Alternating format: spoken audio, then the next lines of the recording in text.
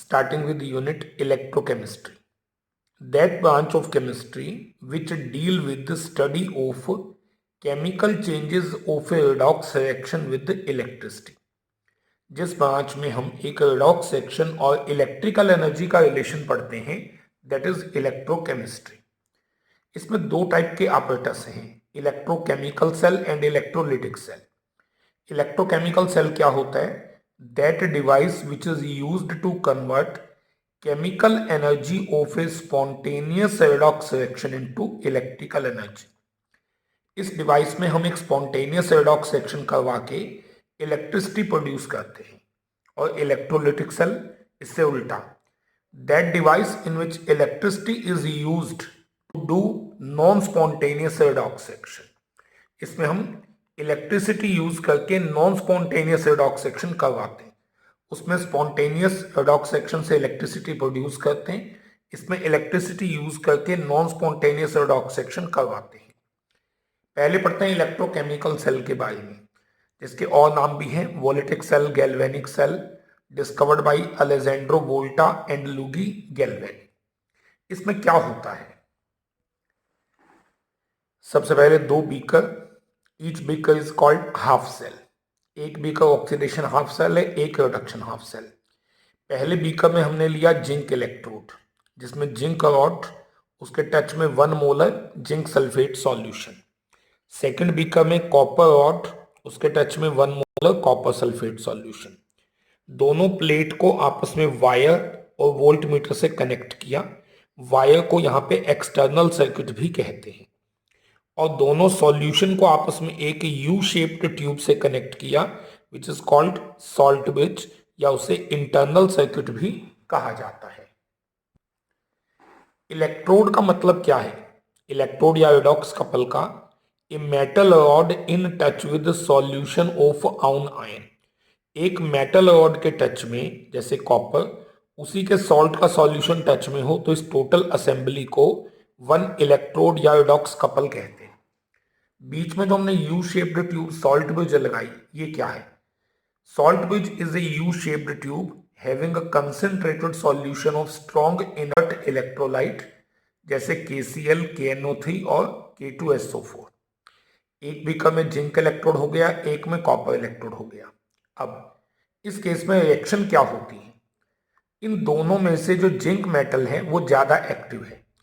ज्यादा active metal की rod always start dissolving. एक कॉर्नर से जिंक प्लेट टूटना शुरू हो जाती है. टूट करके ये वाली जो जिंक रॉड है वो टूट करके क्या बनाती है? जिंक आयन बनाती है. Zinc solid break to give zinc ion aqueous and electron. Zinc ion तो पानी में आ गई, इलेक्ट्रॉन पहले प्लेट पे इकट्ठा हो गए, और प्लेट से ये इलेक्ट्रॉन चले गए वायर के थ्रू कॉपर प्लेट के ऊपर. वहां जाके क्या रिएक्शन होती है? जिंक प्लेट के ऊपर नेट रिएक्शन कौन सी हुई? ऑक्सीडेशन. और जिस प्लेट पे ऑक्सीडेशन हो, that plate is called anode. ये इलेक्ट्रॉन जो जिंक प्लेट पे पहुंचे, इनका क्या होता है? जैसे नेगेटिव चार्ज इलेक्ट्रॉन यहां पे आए, सॉल्यूशन के कॉपर आयन इस प्लेट की तरफ आ जाते हैं. These copper ion start gaining electron and converted into solid copper. Solution वाले कॉपर आयन 2 इलेक्ट्रॉन लेते हैं, positive negative cancel, copper solid बन जाता है. This is reduction. Second beaker को रिडक्शन हाफ सेल कहते हैं. और जिस प्लेट पे रिडक्शन होती है, that plate is called cathode. Zinc plate electron lose करती है और कॉपर प्लेट यहाँ पे इलेक्ट्रॉन गेन करती है. जिंक प्लेट टूट के एक्वस आयन बनता है. सेकेंड सॉल्यूशन के कॉपर आयन इलेक्ट्रॉन गेन करके कॉपर सॉलिड बनाता है. ऑक्सीडेशन आपका एट एनोड, यहाँ एनोड को नेगेटिव चार्ज दिखाया जाता है. रिडक्शन आपका एट कैथोड, वो पॉजिटिव इलेक्ट्रोड कहा जाता है. नेट रेडॉक्स सेक्शन आप समझ गए होंगे, दोनों को आप ऐड कर दीजिए. Zinc plus copper ion, electron से electron cancel, giving zinc ion plus copper. ये फाइनल रेडॉक्स सेक्शन है. और इस सेक्शन में इलेक्ट्रॉन का फ्लो हुआ, इसमें इलेक्ट्रिसिटी प्रोड्यूस होती है. ऑक्सीडेशन हमेशा एनोड पे, रिडक्शन हमेशा कैथोड पे. इलेक्ट्रॉन किधर से किधर जाते हैं? Electron always go from anode to cathode. Electron हमेशा एनोड से कैथोड की तरफ जाते हैं. एक्सटर्नल सर्किट में से देखें, इलेक्ट्रॉन यहाँ जिंक प्लेट से निकले और कैथोड प्लेट कॉपर प्लेट की तरफ चले गए। और आयन हमेशा यहाँ पे सॉल्ट ब्रिज के थ्रू जाते हैं, ये कॉपर आयन वहां जाके खत्म हो गए, बचे हुए सल्फेट आयन यहाँ से सॉल्ट ब्रिज में, सॉल्ट ब्रिज के सल्फेट आयन इधर जिंक आयन को न्यूट्रलाइज करने के लिए। यहाँ पे जो इलेक्ट्रॉन है they flow from anode to cathode external circuit में, और इंटरनल सर्किट में कौन जाते हैं? Ion. Current always move in opposite direction. आप जानते हैं इलेक्ट्रॉन एनोड से कैथोड की तरफ जाएंगे तो करंट हमेशा कैथोड से एनोड की तरफ फ्लो करता है। A simple question, what are functions of salt bridge? Salt bridge के क्या क्या फंक्शन है? दो फंक्शन है। It maintain electrical neutrality of both solution, second it complete internal circuit. दो इंपॉर्टेंट फंक्शन है सॉल्ट ब्रिज के। इस हमारे पास जो अभी अभी ऑपरेटर्स हमने पढ़ा उसमें नेट रिएक्शन क्या है? लेफ्ट साइड का जिंक सॉलिड कॉपर आयन से रिएक्शन करके, जो आपने ऊपर देखा, जिंक आयन और कॉपर आयन बनाता है। सल्फेट आयन सॉल्ट ब्रिज के थ्रू कॉपर सल्फेट में से ट्रांसफर होकर जिंक आयन की तरफ चले जाते हैं। तो आप दोनों साइड पे चाहें तो सल्फेट आयन भी जोड़ सकते हैं, और ये रिएक्शन आपकी पढ़ी हुई इक्वेशन है, zinc plus copper sulphate solution giving zinc sulphate plus copper. ये रिएक्शन इस इलेक्ट्रोकेमिकल सेल में हुई जो कि जिंक कॉपर सेल था। एक छोटा सा क्वेश्चन, इसका नाम डेनियल सेल भी है, जो ये जिंक कॉपर सेल है। एक सिंपल सा क्वेश्चन कि ये जो हमारे पास सेल है जिंक कॉपर सेल या डेनियल सेल, इसकी अपनी वोल्टेज है 1.10 वोल्ट। इसकी अपनी वोल्टेज है 1.10 volt. What happened to net reaction if the Daniell cell attached to a opposite cell? अगर इस डेनियल सेल के साथ एक अपोजिट सेल जोड़ दें, तीन ऑप्शन, जिसकी वोल्टेज 1.10 वोल्ट से कम हो, एग्जैक्ट 1.10 वोल्ट हो, या 1.10 वोल्ट से ज्यादा हो। इसकी अपनी नेचुरल वोल्टेज इस सेक्शन की 1.10 वोल्ट है। अगर आप इससे कम वोल्टेज वाला सेल जोड़ेंगे तो कंफर्म इस सेक्शन पे कोई फर्क नहीं पड़ेगा, ये एक्शन जैसी चल रही है ऐसे ही चलती रहेगी। लेकिन अगर आप एग्जैक्टली 1.10 वोल्ट डाल देंगे तो इक्वल एंड अपोजिट इक्विलिब्रियम बन जाएगा। और अगर 1.10 वोल्ट से ज्यादा डाल दोगे, इसकी वोल्टेज से ज्यादा डाल दोगे तो रिवर्स रिएक्शन शुरू।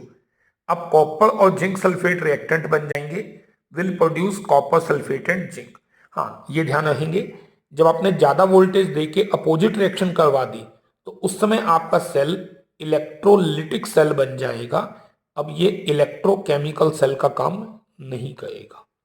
आपने इलेक्ट्रिकल एनर्जी देके अपोजिट करवा दिया ना, तो अब ये इलेक्ट्रोलिटिक सेल बन जाएगा। अच्छा, ये भी कोई जरूरी नहीं कि जिंक और कॉपर ही इलेक्ट्रोड लेने हैं, कोई भी ले सकते हैं। जैसे इस केस में हमने कॉपर और सिल्वर को लिया है, copper rod in touch with copper ion solution, silver rod in touch with silver ion solution, वही वायर और सॉल्ट ब्रिज हमने कनेक्ट कर दिया। इनमें से कॉपर मेटल ज्यादा एक्टिव है, जो मेटल ज्यादा एक्टिव है उसकी रॉड डिसॉल्व होना शुरू, ये कॉपर प्लेट टूट के कॉपर आयन पानी में और इलेक्ट्रॉन प्लेट पे इकट्ठे हो जाएंगे। वायर वोल्ट मीटर से चलते हुए ये इस प्लेट पे पहुंच गए। जैसे यहाँ पे पहुंचे, सिल्वर आयन इनको गेन करते हैं और सिल्वर बनाते हैं। उसमें 2 इलेक्ट्रॉन है तो इस इक्वेशन को भी 2 से मल्टीप्लाई करके दोनों इक्वेशन को ऐड कर दिया। What is the representation of electrochemical cell? किसी इलेक्ट्रोकेमिकल सेल में सेंटर में डबल लाइन सॉल्ट ब्रिज का सिंबल है। लेफ्ट साइड पे we always write about oxidation half cell, right side पे reduction half cell. Oxidation half cell में पहले लिखते हैं जो उसमें मेटल हो, और फिर उसका मेटल सॉल्ट या मेटल आयन कंसेंट्रेशन के साथ। राइट साइड पे जो रिडक्शन हाफ सेल है, पहले उसका मेटल सॉल्ट या मेटल आयन का नाम कंसेंट्रेशन के साथ, फिर उसकी मेटल। जैसे पिछले वाला जो आपने डेनियल सेल का एग्जांपल लिया था, उसमें ऑक्सीडेशन हाफ सेल में जिंक मेटल था जिंक सल्फेट के टच में, और राइट साइड पे उल्टा, copper sulphate in touch with copper plate. या ऐसा भी लिख सकते थे, zinc in touch with zinc ion, copper ion in touch with copper. या इस ऊपर वाले केस में देखो, आप रिएक्शन से भी लिख सकते हो। पहली रिएक्शन आप देखें, कॉपर से कॉपर आयन बना, ये कौन सी इक्वेशन है? ऑक्सीडेशन।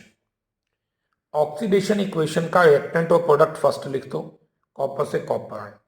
सेकंड, सिल्वर आयन से सिल्वर बनना, ये कैसी इक्वेशन है? रिडक्शन। यहाँ सिल्वर आयन से आपने सिल्वर लिख दिया। तो आप रिएक्शन से सेल लिख सकते हैं, और अपोजिट कभी आपको सेल दिया जाए, जैसे आपको ये एक स्टैंडर्ड सेल दे दिया जाए, आप यहाँ पे रिएक्शन पता लगा सकते हैं। पहली रिएक्शन जो कि ऑक्सीडेशन है, उसमें Mg से बना Mg2 पॉजिटिव, Go से 2 पॉजिटिव बना तो 2 इलेक्ट्रॉन निकलेंगे। अगला एल्यूमिनियम 3 पॉजिटिव से Al बना, Al3 पॉजिटिव से Al बनने में 3 इलेक्ट्रॉन देने पड़ेंगे। अब पहली क्वेश्चन में 2 थे, इसमें 3 इलेक्ट्रॉन का नंबर इक्वल करने के लिए पहली क्वेश्चन को 3 से मल्टीप्लाई कर दिया, दूसरे को 2 से, तो नेचुरली आपके पास इक्वेशन चेंज हो गई। जब आप इनको ऐड करेंगे तो फाइनल इक्वेशन हमारे पास क्या आएगी? फाइनल इक्वेशन इज, इन दोनों को ऐड किया, 6 इलेक्ट्रॉन से 6 इलेक्ट्रॉन कैंसिल हो गए, नेट रिएक्शन लिया है। आप रिएक्शन से सेल बना सकते हैं, स्टैंडर्ड सेल, और सेल से रिएक्शन। जैसे मान लो इस रिएक्शन से सेल बनाना हो तो Mg से Mg2 positive, oxidation number increase हो गया, Mg से Mg2 पॉजिटिव, तो लेफ्ट साइड पे ये लिखना था, और राइट साइड पे Al3 पॉजिटिव से Al।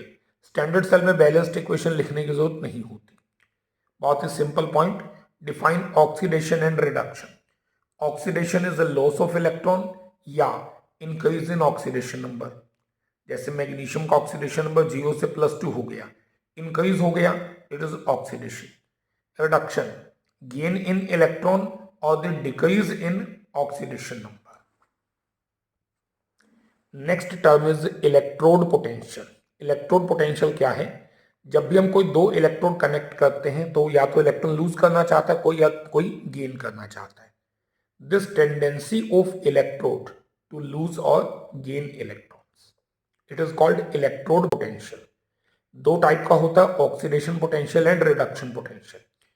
Oxidation potential is tendency of electrode to lose the electrons.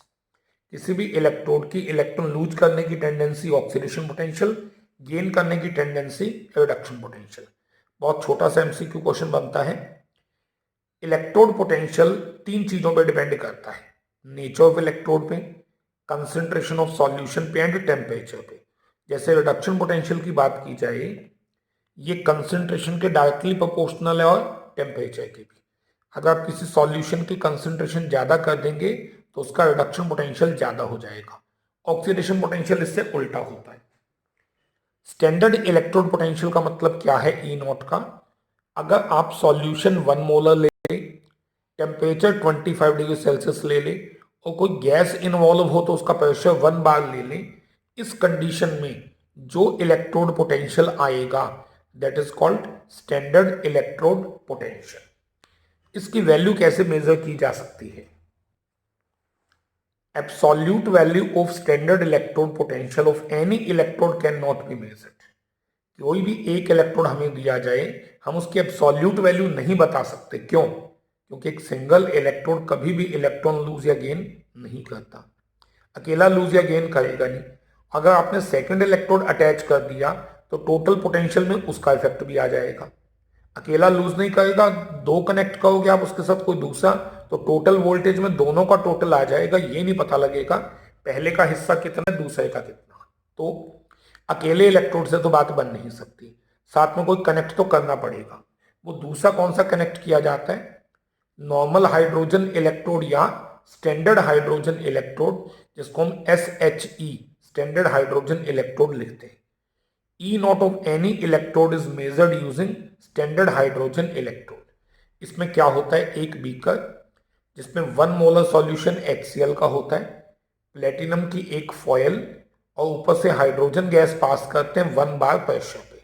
सबसे खास बात है, इसका जो स्टैंडर्ड इलेक्ट्रोड पोटेंशियल है स्टैंडर्ड हाइड्रोजन इलेक्ट्रोड का, ये फिक्स्ड है। कितना? 0 वोल्ट। इसको जिस मर्जी स्टैंडर्ड इलेक्ट्रोड के साथ जोड़ दो, इसकी पावर कितनी मानी जाती है, इसका पोटेंशियल कितना माना जाता है? 0 वोल्ट। स्टैंडर्ड हाइड्रोजन इलेक्ट्रोड का यूज करके देखते हैं जिंक इलेक्ट्रोड और कॉपर इलेक्ट्रोड का E0 कैसे मेजर करते हैं। जिंक इलेक्ट्रोड स्टैंडर्ड कंडीशन में ले लिया, उसको स्टैंडर्ड हाइड्रोजन इलेक्ट्रोड के साथ कपल किया, ऊपर से वोल्टेज देखी, टोटल वोल्टेज आई 0.76 वोल्ट। अब आप जानते हैं ये जो टोटल वोल्टेज आई, ये जिंक और हाइड्रोजन के इलेक्ट्रोड पोटेंशियल का सम है, जिसमें हाइड्रोजन की वैल्यू आपने फिक्स की हुई है 0, तो यानी सारा पोटेंशियल किसका माना जाएगा? जिंक का। लेकिन ये है कौन सा? Oxidation potential. ये कैसे पता लगा? क्योंकि वोल्ट मीटर की नीडल इधर गई है, वोल्ट मीटर की नीडल मिडल से लेफ्ट को गई है, इसका मतलब इलेक्ट्रॉन लेफ्ट से राइट में आए थे, और इलेक्ट्रॉन लेफ्ट से आए थे तो लेफ्ट साइड पे ऑक्सीडेशन हुई थी, यानी जिंक की ऑक्सीडेशन हुई। हाइड्रोजन के साथ कपल करने पे जिंक की ऑक्सीडेशन हुई, इसलिए ये जिंक का कौन सा पोटेंशियल है? Oxidation potential. आप इसको ऐसे भी लिख सकते हैं, ई नॉट कौन सी रिएक्शन का है? जिंक से जिंक आयन बनने का, यानी कि ऑक्सीडेशन वाला पोटेंशियल। बट हम आज की डेट में सबका रिडक्शन पोटेंशियल ही लिखते हैं। जिंक का ऑक्सीडेशन पोटेंशियल इतना है, तो रिडक्शन पोटेंशियल वैल्यू यही रहेगी, साइन पहले से अपोजिट हो जाएगा। ये +0.76 है, तो इसका रिडक्शन पोटेंशियल हो जाएगा -0.76 वोल्ट। इसे ही इलेक्ट्रोड पोटेंशियल लिखते हैं। अब कॉपर का इलेक्ट्रोड पोटेंशियल कैसे मेजर करते हैं? स्टैंडर्ड कॉपर इलेक्ट्रोड को हाइड्रोजन इलेक्ट्रोड से कपल किया, टोटल वोल्टेज आई इस केस में 0.34 वोल्ट। ये कॉपर और हाइड्रोजन का सम है दोनों की वोल्टेज का, जिसमें हाइड्रोजन की वैल्यू आपने फिक्स की है 0, तो सारी वोल्टेज कॉपर की हो गई। और वोल्ट मीटर की नीडल ये दिखाती है कि हाइड्रोजन ने इलेक्ट्रॉन लूज किए, कॉपर ने गेन, यानी कॉपर पे रिडक्शन हुई। रिडक्शन हुई तो ये कॉपर का रिडक्शन पोटेंशियल है। कौन सी रिएक्शन का? कॉपर आयन से कॉपर बनने का। ये रिडक्शन पोटेंशियल है, और आप जानते हैं रिडक्शन पोटेंशियल को ही इलेक्ट्रोड पोटेंशियल कहा जाता है। फाइनली, किसी का भी electrode reduction potential positive sign के साथ आए तो इसका मतलब उस प्लेट पे रिडक्शन होती है। जिसका रिडक्शन पोटेंशियल नेगेटिव साइन के साथ आए उसकी ऑक्सीडेशन होती है हाइड्रोजन के versus. Next is electrochemical series. ये क्या होता है? Arrangement of electrode in the order of increasing value of standard reduction potential. अगर हम वेरियस इलेक्ट्रोड की एक लिस्ट बनाते, किस पॉइंट में? बढ़ते हुए रिडक्शन पोटेंशियल के ऑर्डर में। जिस इलेक्ट्रोड का रिडक्शन पोटेंशियल सबसे कम वो ऊपर, जिसका रिडक्शन पोटेंशियल सबसे ज्यादा वो सबसे नीचे। तो इलेक्ट्रोड की इस लिस्ट को क्या कहते हैं? इलेक्ट्रोकेमिकल सीरीज या इलेक्ट्रोमोटिव सीरीज। अब इसका फायदा क्या है, एप्लीकेशंस क्या है? First, to compare oxidizing agent power. इसकी हेल्प से हम दो स्पीसीज में से बता सकते हैं कौन अच्छा ऑक्सीडाइजिंग एजेंट होगा। कैसे? Oxidizing agent power reduction potential के डायरेक्टली प्रोपोर्शनल होती है। जिस इलेक्ट्रोड का रिडक्शन पोटेंशियल ज्यादा होता है, इसका मतलब उसकी रिडक्शन आसानी से होगी, और जिसकी रिडक्शन होती है उसको कहते हैं ऑक्सीडाइजिंग एजेंट। तो जिसका रिडक्शन पोटेंशियल ज्यादा है वो बढ़िया ऑक्सीडाइजिंग एजेंट है। इस टेबल को देखें तो सबसे ज्यादा रिडक्शन पोटेंशियल है फ्लोरीन का। जिसका रिडक्शन पोटेंशियल सबसे ज्यादा है वही स्पीसीज बेस्ट ऑक्सीडाइजिंग एजेंट है। जैसे एक सिंपल सा क्वेश्चन देखें, आपको 4 इलेक्ट्रोड दिए गए हैं, सभी में हेलोजन से X नेगेटिव आयन बना है। ये पूछा इनमें सबसे अच्छा ऑक्सीडाइजिंग एजेंट कौन? हमें पता है ये जो पोटेंशियल दिए हुए हैं वो इनके रिडक्शन पोटेंशियल है। फ्लोरीन का रिडक्शन पोटेंशियल सबसे ज्यादा है, इसीलिए F2 सबसे बढ़िया ऑक्सीडाइजिंग एजेंट होता है। Next is reducing agent power का कंपैरिजन करना। Reducing agent power oxidation potential के डायरेक्टली प्रोपोर्शनल होता है। जिसका ऑक्सीडेशन पोटेंशियल ज्यादा हो उसकी ऑक्सीडेशन आसानी से होती है, और जिसकी ऑक्सीडेशन होती है that is called reducing agent. Reducing agent power oxidation potential के डायरेक्टली प्रोपोर्शनल होती है, और oxidizing agent power reduction potential के डायरेक्टली प्रोपोर्शनल है। इस टेबल की हेल्प से हम मेटल की एक्टिविटी भी कंपेयर कर सकते हैं। कैसे? सिंपल, एक्टिव मेटल वो होती है जो आसानी से इलेक्ट्रॉन लूज करे। लूज वो करेगा जिसका ऑक्सीडेशन पोटेंशियल ज्यादा हो, या ये कह लो जिसके इलेक्ट्रोड का रिडक्शन पोटेंशियल सबसे कम हो। आप जानते हैं इस टेबल में जो सबसे ऊपर लिथियम एलिमेंट है उसका रिडक्शन पोटेंशियल सबसे कम है, यानी ऑक्सीडेशन पोटेंशियल सबसे ज्यादा। तो लिथियम यहाँ पे मोस्ट एक्टिव मेटल है। और जो एलिमेंट हमने यहाँ पे शो किए उनमें कॉपर नीचे है, सिल्वर नीचे है। अगर आप यहाँ पे इस टोटल सीरीज को बड़े ध्यान से देखें, इस टोटल सीरीज में आप देखें लिथियम सबसे ऊपर है, वो सबसे एक्टिव मेटल। जिंक उससे, सोडियम उससे नीचे कम एक्टिव, जिंक उससे नीचे, कॉपर उससे नीचे, सिल्वर सबसे नीचे। तो लिथियम सबसे ज्यादा एक्टिव मेटल है, सोडियम कम है, जिंक और कम, कॉपर और कम, सिल्वर और कम। जैसे जैसे रिडक्शन पोटेंशियल बढ़ते जाएंगे यानी ऑक्सीडेशन पोटेंशियल कम, मेटल की एक्टिविटी ऊपर से नीचे आते हुए कम होती जाएगी। इस लिस्ट में ऊपर से नीचे आते हुए मेटल एक्टिविटी लगातार डिक्रीज होती जाती है। A more active metal can displace out less active metal from salt solution. अगर एक ज्यादा एक्टिव मेटल को लेके कम एक्टिव मेटल के सॉल्ट में डालें तो ज्यादा एक्टिव मेटल खुद आके कम एक्टिव मेटल को बाहर निकाल देती है। जैसे जिंक को आप कॉपर सल्फेट के सॉल्यूशन में डालें, कॉपर सल्फेट का सॉल्यूशन ब्लू होता है, लेकिन जिंक ज्यादा एक्टिव है तो ज्यादा एक्टिव मेटल अपना सॉल्ट बनाएगी, जिंक यहाँ पे आ जाता है, कॉपर यहाँ से बाहर, कॉपर अलग हो गया, जिंक सल्फेट का सॉल्यूशन कलरलेस। कॉपर को आप सिल्वर नाइट्रेट के सॉल्यूशन में डालते हो, हमें पता है कॉपर ज्यादा एक्टिव है, कॉपर यहाँ से सिल्वर को बाहर निकाल देता है, कॉपर यहाँ पे आके कॉपर नाइट्रेट का सॉल्यूशन बना लेता है जो कि ब्लू कलर्ड होता है, सिल्वर मेटल यहाँ से अलग हो गया। कॉपर को लेकिन आप जिंक सल्फेट में डालोगे तो क्या होगा, कॉपर कम एक्टिव है, कम एक्टिव मेटल सॉल्ट नहीं बनाना चाहती और ज्यादा एक्टिव ने पहले ही बनाया हुआ है तो बस ये बना रहेगा, कॉपर इसको डिस्प्लेस आउट नहीं कर सकता। नेक्स्ट, टू फाइंड आउट, अच्छा ये कैसे पता लगेगा कि ज्यादा एक्टिव मेटल कौन सी, जिसका इलेक्ट्रोड पोटेंशियल जितना नेगेटिव है वो उतनी ज्यादा एक्टिव मेटल, और जिसका जितना ज्यादा पॉजिटिव वो कम एक्टिव मेटल। ज्यादा नेगेटिव रिडक्शन पोटेंशियल वाली मेटल हमेशा ज्यादा एक्टिव है, वो अपने से नीचे वाले मेटल को सॉल्ट में से डिस्प्लेस आउट कर देती है।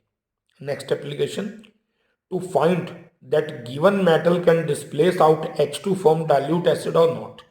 हमने जिंक या कॉपर कोई मेटल लिया, उसको अगर डाइल्यूट H2SO4 में डालें, क्या वहां से हाइड्रोजन को हटा सकती है? नहीं, हाइड्रोजन को वो मेटल हटाएगी जो हाइड्रोजन से ऊपर होगी, यानी जिसका E0 नेगेटिव होगा। ऐसी कोई भी मेटल जिसका E0 नेगेटिव होगा, जैसे जिंक का E0 नेगेटिव है तो जिंक हाइड्रोजन को डिस्प्लेस आउट कर देगी, लेकिन कॉपर का E0 हमें पता है पॉजिटिव है, जिसका E0 पॉजिटिव है वो कम एक्टिव मेटल है, वो हाइड्रोजन को यहां से डिस्प्लेस आउट नहीं कर सकता। Next is to find EMF of the cell, EMF that is electromotive force. किसी सेल का EMF कैसे निकालते हैं, या सेल वोल्टेज, सेल पोटेंशियल कैसे निकालते हैं? EMF का मतलब क्या है? Difference between electrode reduction potential of two half cells. जो दो हाफ सेल दिए गए हैं उनके इलेक्ट्रोड रिडक्शन पोटेंशियल का डिफरेंस, उसी की वजह से इलेक्ट्रॉन एक तरफ से दूसरी तरफ जाते हैं। मान लो आपने एक स्टैंडर्ड सेल बनाया हुआ है, ये वाला लेफ्ट साइड पे A है, राइट साइड पे B, तो इसका E0 किसके इक्वल होगा? E0 of right side electrode minus E0 of left side electrode, यानी E0 of cathode side electrode minus E0 of anode side electrode. ये ध्यान रहे कि दोनों जगह जो E0 आने हैं वो रिडक्शन पोटेंशियल लेने हैं। हमें पता है लेफ्ट पे ऑक्सीडेशन, राइट पे रिडक्शन होती है, लेकिन E0 में दोनों जगह रिडक्शन पोटेंशियल ही लेने होते हैं। जैसे आपको ये एक डिवाइस दिया गया, इसमें जिंक का E0 दिया गया है, कॉपर का E0 दिया है। ध्यान दें, दोनों जगह 2 पॉजिटिव से 0, 2 पॉजिटिव से 0, ऑक्सीडेशन नंबर कम हो रहा है, यानी ये रिडक्शन पोटेंशियल ठीक दिया हुआ है। इसका E0 बताना है, कैसे? E0 of cell is equal to E0 of right side यानी copper minus E0 of left side यानी जिंक। कॉपर के E0 में से जिंक का E0 माइनस किया, कॉपर का है +0.34 माइनस जिंक का है -0.76, सॉल्व करके आंसर आ गया +1.10 वोल्ट। ये इस डेनियल सेल का EMF हुआ। नेक्स्ट इज, आपको एक रिएक्शन दी गई है, zinc plus 2 silver ion giving 2 silver plus zinc ion. इस पर्टिकुलर केस में आपको इलेक्ट्रोड पोटेंशियल जिंक का भी दिया हुआ है, सिल्वर का भी, सेल का E0 बताना है। सेल का E0 बताने से पहले आपको सेल बनाना पड़ेगा। रिएक्शन में जिंक का ऑक्सीडेशन नंबर अकेले का 0 और जिंक आयन का +2, जिंक हो गया 0 से +2, 0 से +2 यानी इंक्रीज, और ऑक्सीडेशन नंबर इंक्रीज का मतलब आप जानते हैं, दैट इज ऑक्सीडेशन। जिंक की ऑक्सीडेशन हुई तो जिंक से जिंक आयन, लेफ्ट साइड पे ऑक्सीडेशन हाफ होता है। सिल्वर आयन से सिल्वर बना, ये रिडक्शन है, तो राइट साइड पे ये लिखोगे। तो सेल का ई नोट क्या हुआ, ई नोट ऑफ राइट साइड यानी silver minus E note of left side यानी कि जिंक। सिल्वर के ई नोट में से जिंक का ई नोट माइनस किया, plus 0.80 minus minus 0.76, net value आ गई प्लस 1.56। ठीक, तीसरी सिचुएशन बिल्कुल अलग है। ई नोट मैग्नीशियम इलेक्ट्रोड का दिया हुआ है और एल्यूमिनियम का दिया गया है।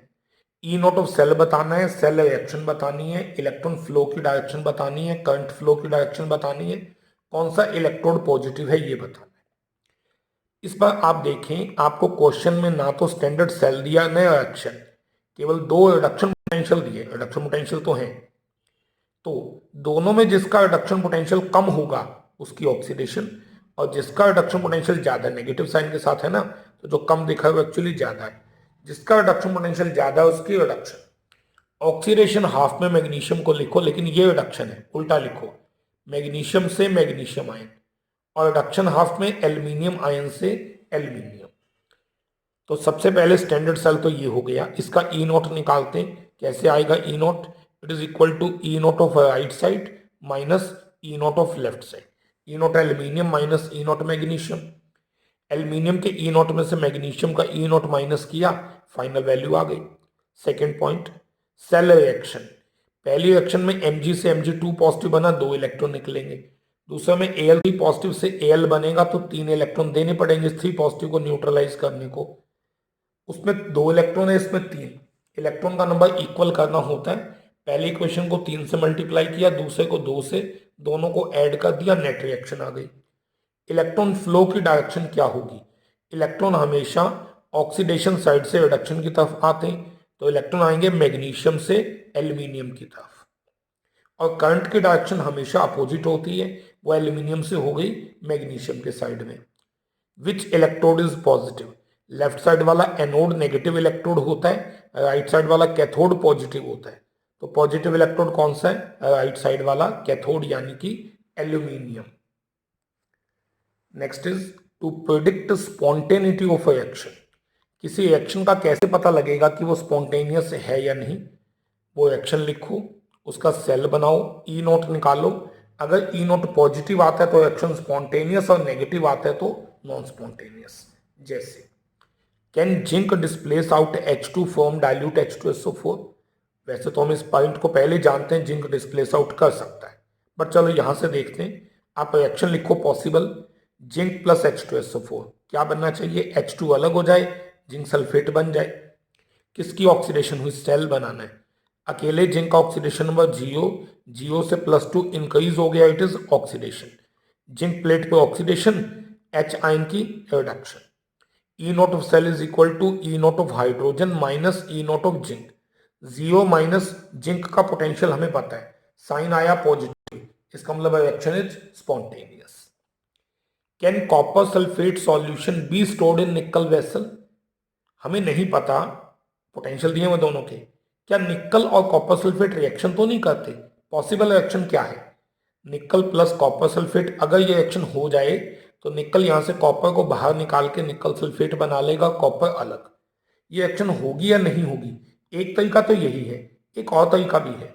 कौन सा, दोनों में से ज्यादा एक्टिव मेटल कौन है, कॉपर का ई नोट पॉजिटिव है, निकल का नेगेटिव है। जिसका ई नोट नेगेटिव होता है यानी कम होता है, वो ज्यादा एक्टिव मेटल होती है, तो निकल ज्यादा एक्टिव है। और हमें पता है जब निकल ज्यादा एक्टिव है तो अपने से कम एक्टिव कॉपर को डिस्प्लेस आउट कर देगी, और जब डिस्प्लेस आउट कर देगी इसका मतलब आप स्टोर नहीं कर सकते।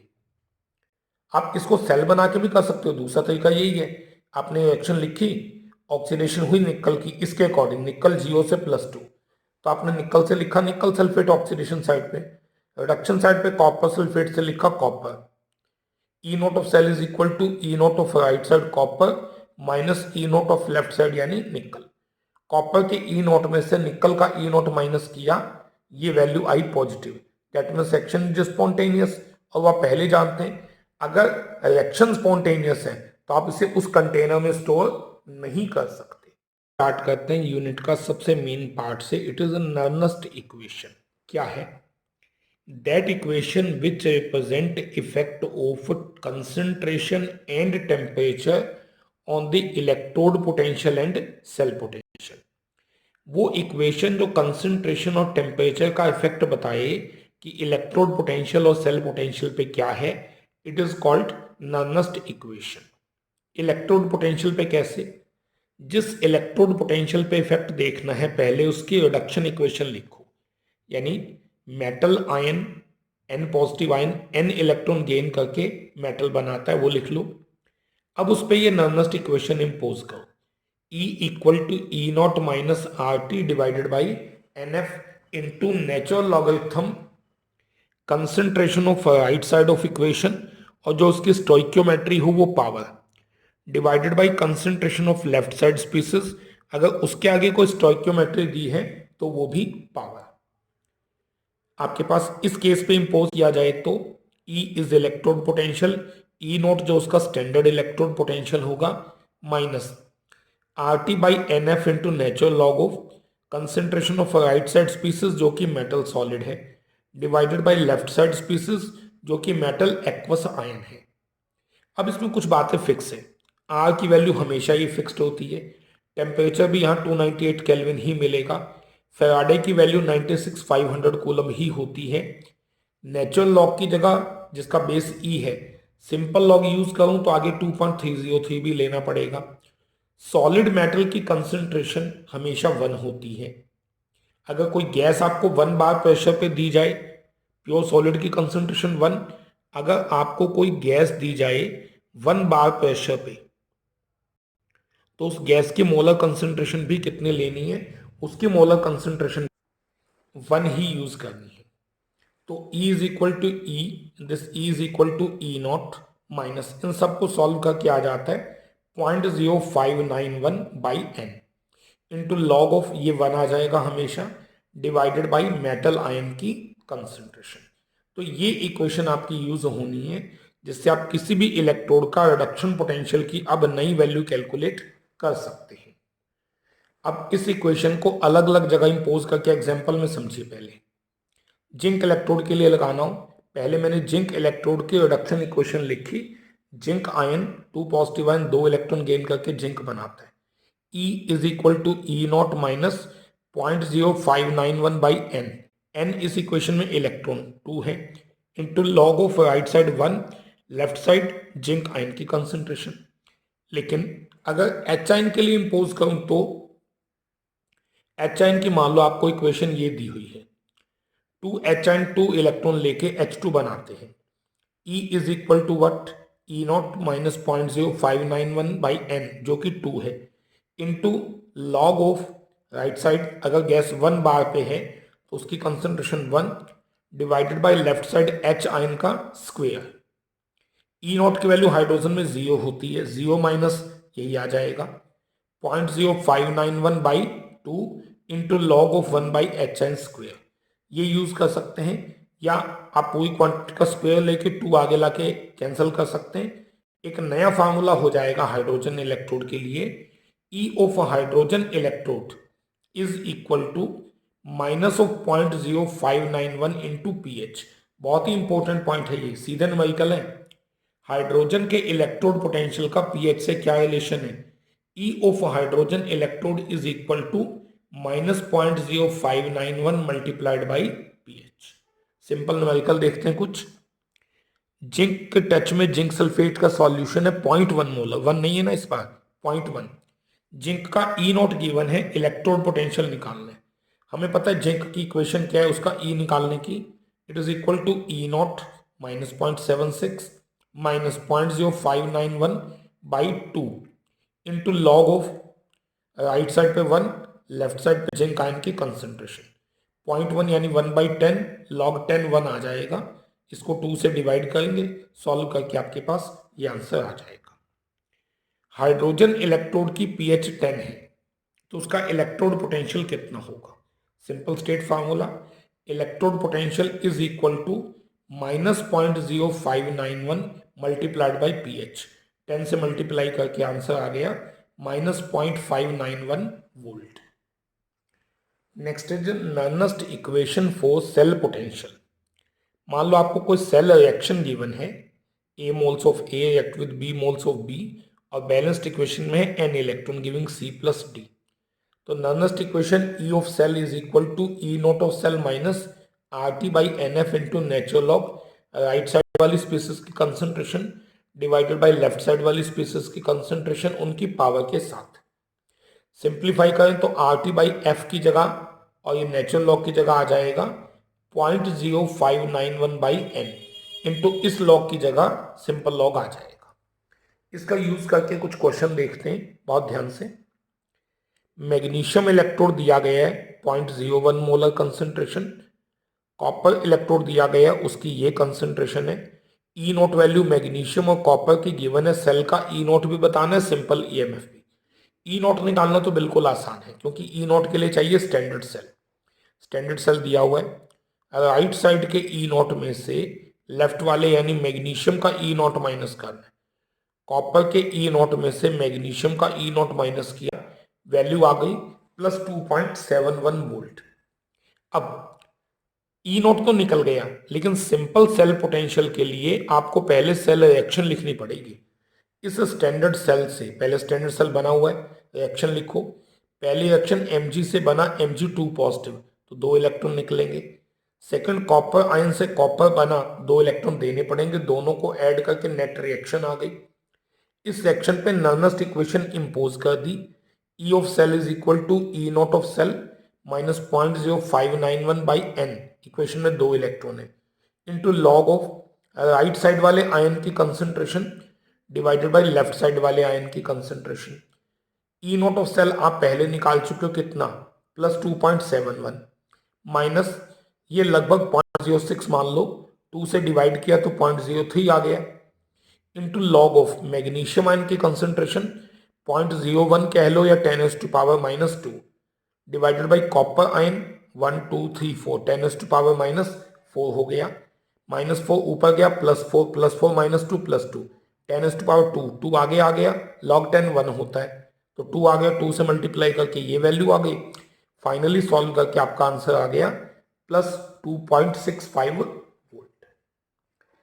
नेक्स्ट क्वेश्चन, आयरन इलेक्ट्रोड और हाइड्रोजन इलेक्ट्रोड दिए गए हैं। आयरन की कंसंट्रेशन अलग है, हाइड्रोजन की 1 मोलर है। आयरन का इलेक्ट्रोड पोटेंशियल दिया हुआ है, आपको बताना है सेल का सिंपल सेल पोटेंशियल कितना होगा।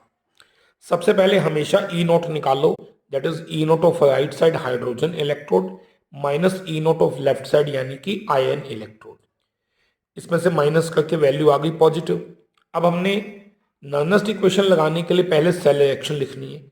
फर्स्ट इक्वेशन में Fe से बना Fe2 पॉजिटिव तो 2 इलेक्ट्रॉन निकलेंगे।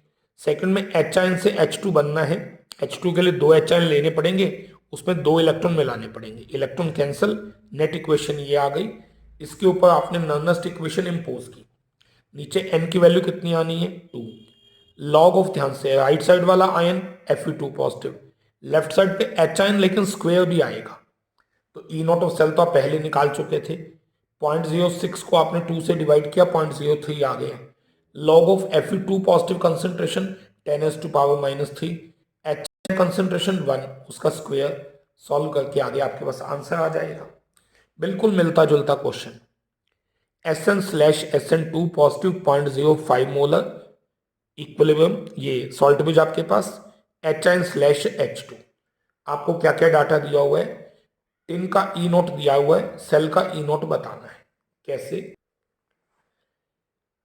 आपको स्टैंडर्ड सेल दिया हुआ है, सबसे पहले सेल का ई नोट निकाल लो, it is equal to E note of right side यानी hydrogen minus E note of left side यानी टिन, यहां से ई नोट ऑफ सेल आ गया।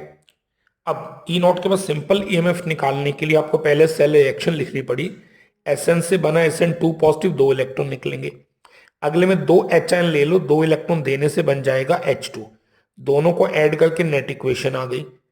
ई ऑफ सेल की नॉनेस्ट इक्वेशन इंपोज की, एन वैल्यू नीचे 2 आनी है, into log of right side ion की concentration divided by left side H ion का square, everything is given. E note of cell आपने अभी भी पहले ही निकाला हुआ है, -0.059 को 2 से डिवाइड किया लगभग 0.03 आ गया, लॉग ऑफ टिन आयन की कंसंट्रेशन 0.05, H आयन 0.02 इसका स्क्वायर, इसको सॉल्व करके मैथमेटिकली आंसर आ जाएगा plus 0.08 volt. It is electro cell potential of this particular cell. एक और क्वेश्चन ऐसा ही, इस पर आपको रिएक्शन दी हुई है, स्टैंडर्ड सेल नहीं दिया हुआ reaction. Mg+2 silver ion giving Mg2 positive ion plus 2 silver. Cell का ई नॉट भी दिया हुआ है, ईएमएफ निकालना है, आसान काम है। Simple EMF is equal to E nought of cell minus 0.0591 by N की वैल्यू कितनी 2। वो कैसे, Mg से Mg2 पॉजिटिव बना तो 2 इलेक्ट्रॉन निकलेंगे और 2 सिल्वर आयन से सिल्वर बनने में वही 2 देने पड़ेंगे, तो एन की वैल्यू बैलेंस्ड है 2। Log of right side ion की concentration magnesium ion, left side ion silver ion का square. E nought of cell की वैल्यू पहले दी हुई है, मैग्नीशियम आयन की कंसेंट्रेशन है 0.13, सिल्वर आयन की है 10⁻⁻⁴, उसका स्क्वायर। मैथमेटिकली सॉल्व करके ये आंसर आ जाएगा। Let us do calculation of equilibrium constant for Nernst equation. अब इक्विलिब्रियम कांस्टेंट तो तभी निकलेगी जब इक्विलिब्रियम आएगा। अब इक्विलिब्रियम कैसे आता है, आप जानते हैं, आपने एक स्टैंडर्ड सेल लिया, लेफ्ट साइड वाला इलेक्ट्रोड एनोड, राइट वाला कैथोड। आप जानते हैं इलेक्ट्रॉन हमेशा एनोड से कैथोड की तरफ जाते हैं, यानी यहाँ पे जिंक से कॉपर की तरफ जाएंगे। क्यों, क्योंकि जिंक का ई नोट कम होता है और कॉपर का ई नोट ज्यादा। शुरुआत में इलेक्ट्रॉन जिंक से कॉपर की तरफ जाते हैं क्योंकि जिंक का रिडक्शन पोटेंशियल कम है, कॉपर का रिडक्शन पोटेंशियल ज्यादा है। लेकिन आप जानते हैं जब ये इलेक्ट्रोकेमिकल सेल काम करेगा तो एनोड साइड के सॉल्यूशन की कंसंट्रेशन, जिंक सल्फेट वाले सॉल्यूशन की कंसंट्रेशन ज़्यादा होती जाएगी, उसका इलेक्ट्रोड पोटेंशियल इंक्रीज हो जाएगा। राइट साइड पे जो कॉपर सल्फेट वाला कैथोड सॉल्यूशन है उसकी कंसंट्रेशन कम हो जाएगी, उसका इलेक्ट्रोड रिडक्शन पोटेंशियल कम। ध्यान दें, ग्राफ पे देखें, यहाँ पे टाइम और इलेक्ट्रोड पोटेंशियल का ग्राफ दिया है। शुरुआत में एनोड का इलेक्ट्रोड पोटेंशियल कम होता है, कैथोड का ज्यादा। टाइम के साथ साथ कैथोड का इलेक्ट्रोड पोटेंशियल कम होता जाता है और एनोड का इलेक्ट्रोड पोटेंशियल ज्यादा। दोनों के बीच का गैप कम होता जाता है। एक स्टेज ऐसी आती है जब ये दोनों इक्वल हो जाते हैं। जब ये इक्वल हो जाते हैं this situation is called equilibrium. और जब ये दोनों इक्वल हो जाएंगे तो जो सेल का ईएमएफ है, जो कि दोनों का डिफरेंस है, वो जीरो हो जाएगा। और जब ईएमएफ की वैल्यू जीरो आ जाएगी that situation is called equilibrium. तो उस समय इक्विलिब्रियम कांस्टेंट की वैल्यू कितनी होगी, इक्वेशन है E of cell is equal to E nought of cell minus 0.0591 by N into log of, आप रिएक्शन के अकॉर्डिंग जानते हैं जिंक आयन राइट साइड पे आएगा, ऊपर कॉपर नीचे। इक्विलिब्रियम के समय ई ऑफ सेल की वैल्यू तो हो जाएगी जीरो। और आपको पता है इक्विलिब्रियम के समय ये रेशो केसी कहा जाता है, इक्विलिब्रियम कांस्टेंट। तो इक्वेशन हुई zero is equal to E not minus 0.0591 by N into log of K C. Now आपके पास यहां से ये वैल्यू इधर ले आए, माइनस साइन हो जाएगा, साइन कैंसल्ड। फाइनल आंसर आया E nought of cell is 0.0591 by N into log K C. Sidhi question तो यही आ गई, लेकिन ज्यादातर न्यूमेरिकल में रिवर्स कैलकुलेशन चाहिए, केसी की वैल्यू निकालनी होती है। तो ये फैक्टर एन ऊपर आ जाएगा, 0.0591 नीचे, एन ई नॉट ऊपर, 0.0591 नीचे, लॉग इधर आके एंटी लॉग हो जाएगा। तो केसी की वैल्यू निकालनी हो तो anti log of this quantity, बहुत ही इंपॉर्टेंट इक्वेशन है। जैसे इस क्वेश्चन में देखिए, इक्विलिब्रियम कांस्टेंट इस रिएक्शन का निकालना है, E nought of cell given है, सीधा फार्मूला यूज कीजिए, Kc is equal to antilog of n। इस इक्वेशन में n कितना होगा, कॉपर से कॉपर आयन बनने में 2 electron, into E nought of cell. E nought कितना है यहाँ पे 0.46 divided by 0.0591।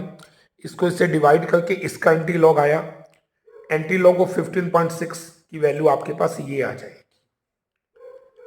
Next is relation in the case electrochemical cell and Gibbs free energy delta G. आप जानते हैं इलेक्ट्रोकेमिकल सेल में स्पॉन्टेनियस रिएक्शन आती है जिसमें डेल्टा जी का साइन नेगेटिव है। आपने ऑलरेडी पढ़ा है decrease in free energy is equal to useful work done by system. Free energy decrease को आप लिखते हैं नेगेटिव डेल्टा जी, और यूजफुल इलेक्ट्रिक वर्क आप फिजिक्स से जानते हैं NFE होता है, N number of electron involve, F Faraday और E EMF या सेल वोल्टेज। तो इलेक्ट्रोकेमिकल सेल में नेगेटिव डेल्टा जी तो हुआ NFE, और नेगेटिव डेल्टा जी नोट की वैल्यू हुई N F E note. E nought का स्टैंडर्ड फार्मूला होता है R T by N F into natural log K C. N F cancel हो गया, R T natural log of K C, natural की बजाय simple log लिखो, 2.303 आगे आ जाएगा, साइन हमने इधर ले लिया। डेल्टा जी नोट की वैल्यू ये हो गई। जनरली ये क्वेश्चन आपको रिवर्स फॉर्म में चाहिए होता है। केसी की वैल्यू कहां से लाई, -2.303 आर टी इधर नीचे ले आइए, लॉग केसी इसके इक्वल, तो केसी उसके एंटी लॉग के इक्वल। ये फार्मूला भी 1 मार्क क्वेश्चन में सीधे भी पूछ लेते हैं। जैसे आपको ये एक करेक्शन दी जाए, इसमें ई नोट की वैल्यू इतनी है, डेल्टा जी नोट कितना, ई नोट पता हो तो डेल्टा जी नोट का स्ट्रेट फार्मूला क्या है, minus of N F E naught. N की वैल्यू आपको पता है इस केस में 2 होती है, F 96,500 coulomb, E note of cell की वैल्यू आपको 1.10 वोल्ट दी गई है, कूलम इंटू वोल्ट जूल आ गया, तो स्ट्रेट आंसर हो जाएगा। नेक्स्ट बहुत इंपॉर्टेंट क्वेश्चन, आपको ये एक रिएक्शन गिवन है, इसमें अगेन ई नोट गिवन है, दो चीजें बतानी है, डेल्टा जी नोट की वैल्यू बतानी है और के सी की वैल्यू बतानी है। कैसे फाइंड आउट होगा, जब ई नोट पता है तो डेल्टा जी नोट तो सीधा निकल गया, minus n F E note. E naught की ये वैल्यू यहां पे पुट कर दी, एन की वैल्यू फिक्स्ड है, देखो ध्यान से देखना, Fe3 पॉजिटिव से 2 पॉजिटिव बना तो एक इलेक्ट्रॉन का चेंज हुआ, लेकिन 2 है ना ये, टोटल चेंज 2 का माना जाएगा। एन की वैल्यू 2, 96,500 फिक्स्ड है, ई नोट की वैल्यू गिवन है, मल्टीप्लाई करके जूल में आंसर ये आ गया। और केसी की वैल्यू कैसे निकलेगी, anti log of minus delta G note, minus एक बाहर, डेल्टा जी नोट का खुद का साइन भी माइनस है, माइनस इंटू माइनस वो प्लस हो जाएगा। जूल पर मोल में 2.303 फिक्स्ड, आर जूल में यूज करना है, 8.314 joule per kelvin per mole. T temperature in kelvin, temperature अगर कोई नहीं दिया तो 298 केल्विन। सॉल्व करके केसी की वैल्यू आ गई 10⁸8।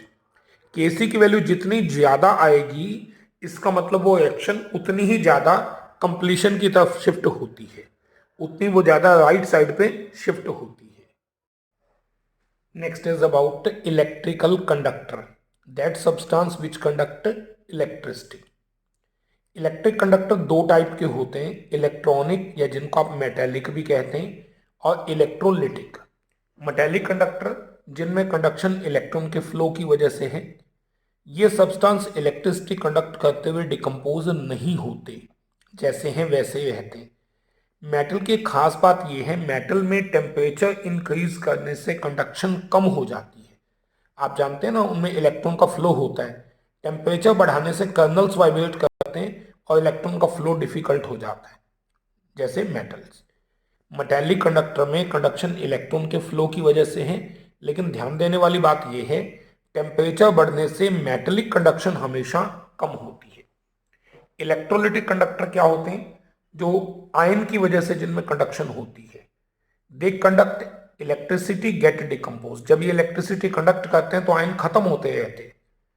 इनमें टेम्परेचर इंक्रीज करने से कंडक्शन इंक्रीज होता है, मेटल में टेम्परेचर इंक्रीज करने से कंडक्शन डिक्रीज, और इलेक्ट्रोलिटिक कंडक्टर में टेम्परेचर इंक्रीज से कंडक्शन इंक्रीज।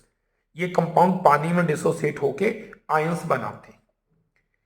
मेन टॉपिक है इलेक्ट्रोलिटिक कंडक्शन। ये क्या होता है, conduction due to movement of ions, ion के मूव करने से जो कंडक्शन होती है, it is called electrolytic conduction.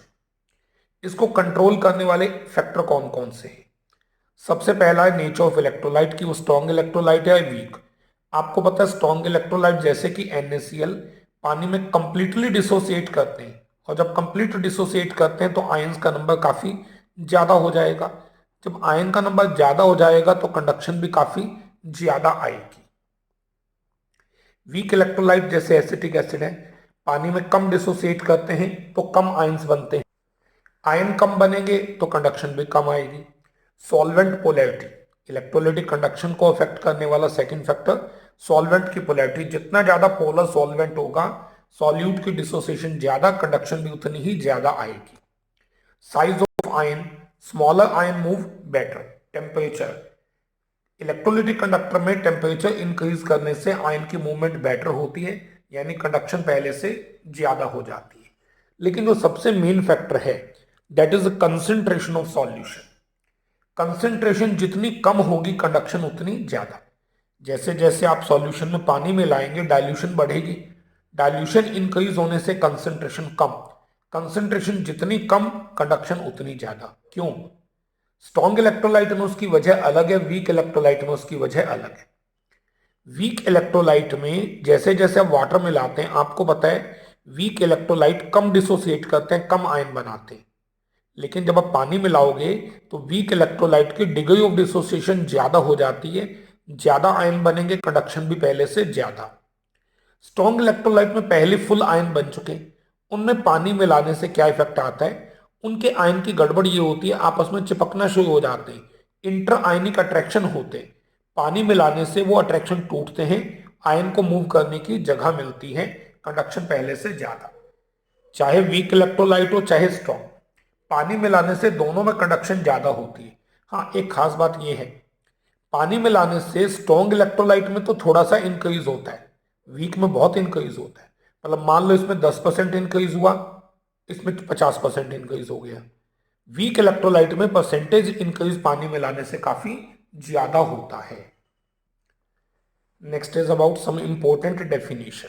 सबसे पहले resistance, obstruction to flow of current, current flow करना चाहता है, कुछ फैक्टर उसको रोकते हैं, that is resistance. Unit ohm. Resistance R is mathematically equal to V by I, ohm's law से आप जानते हैं।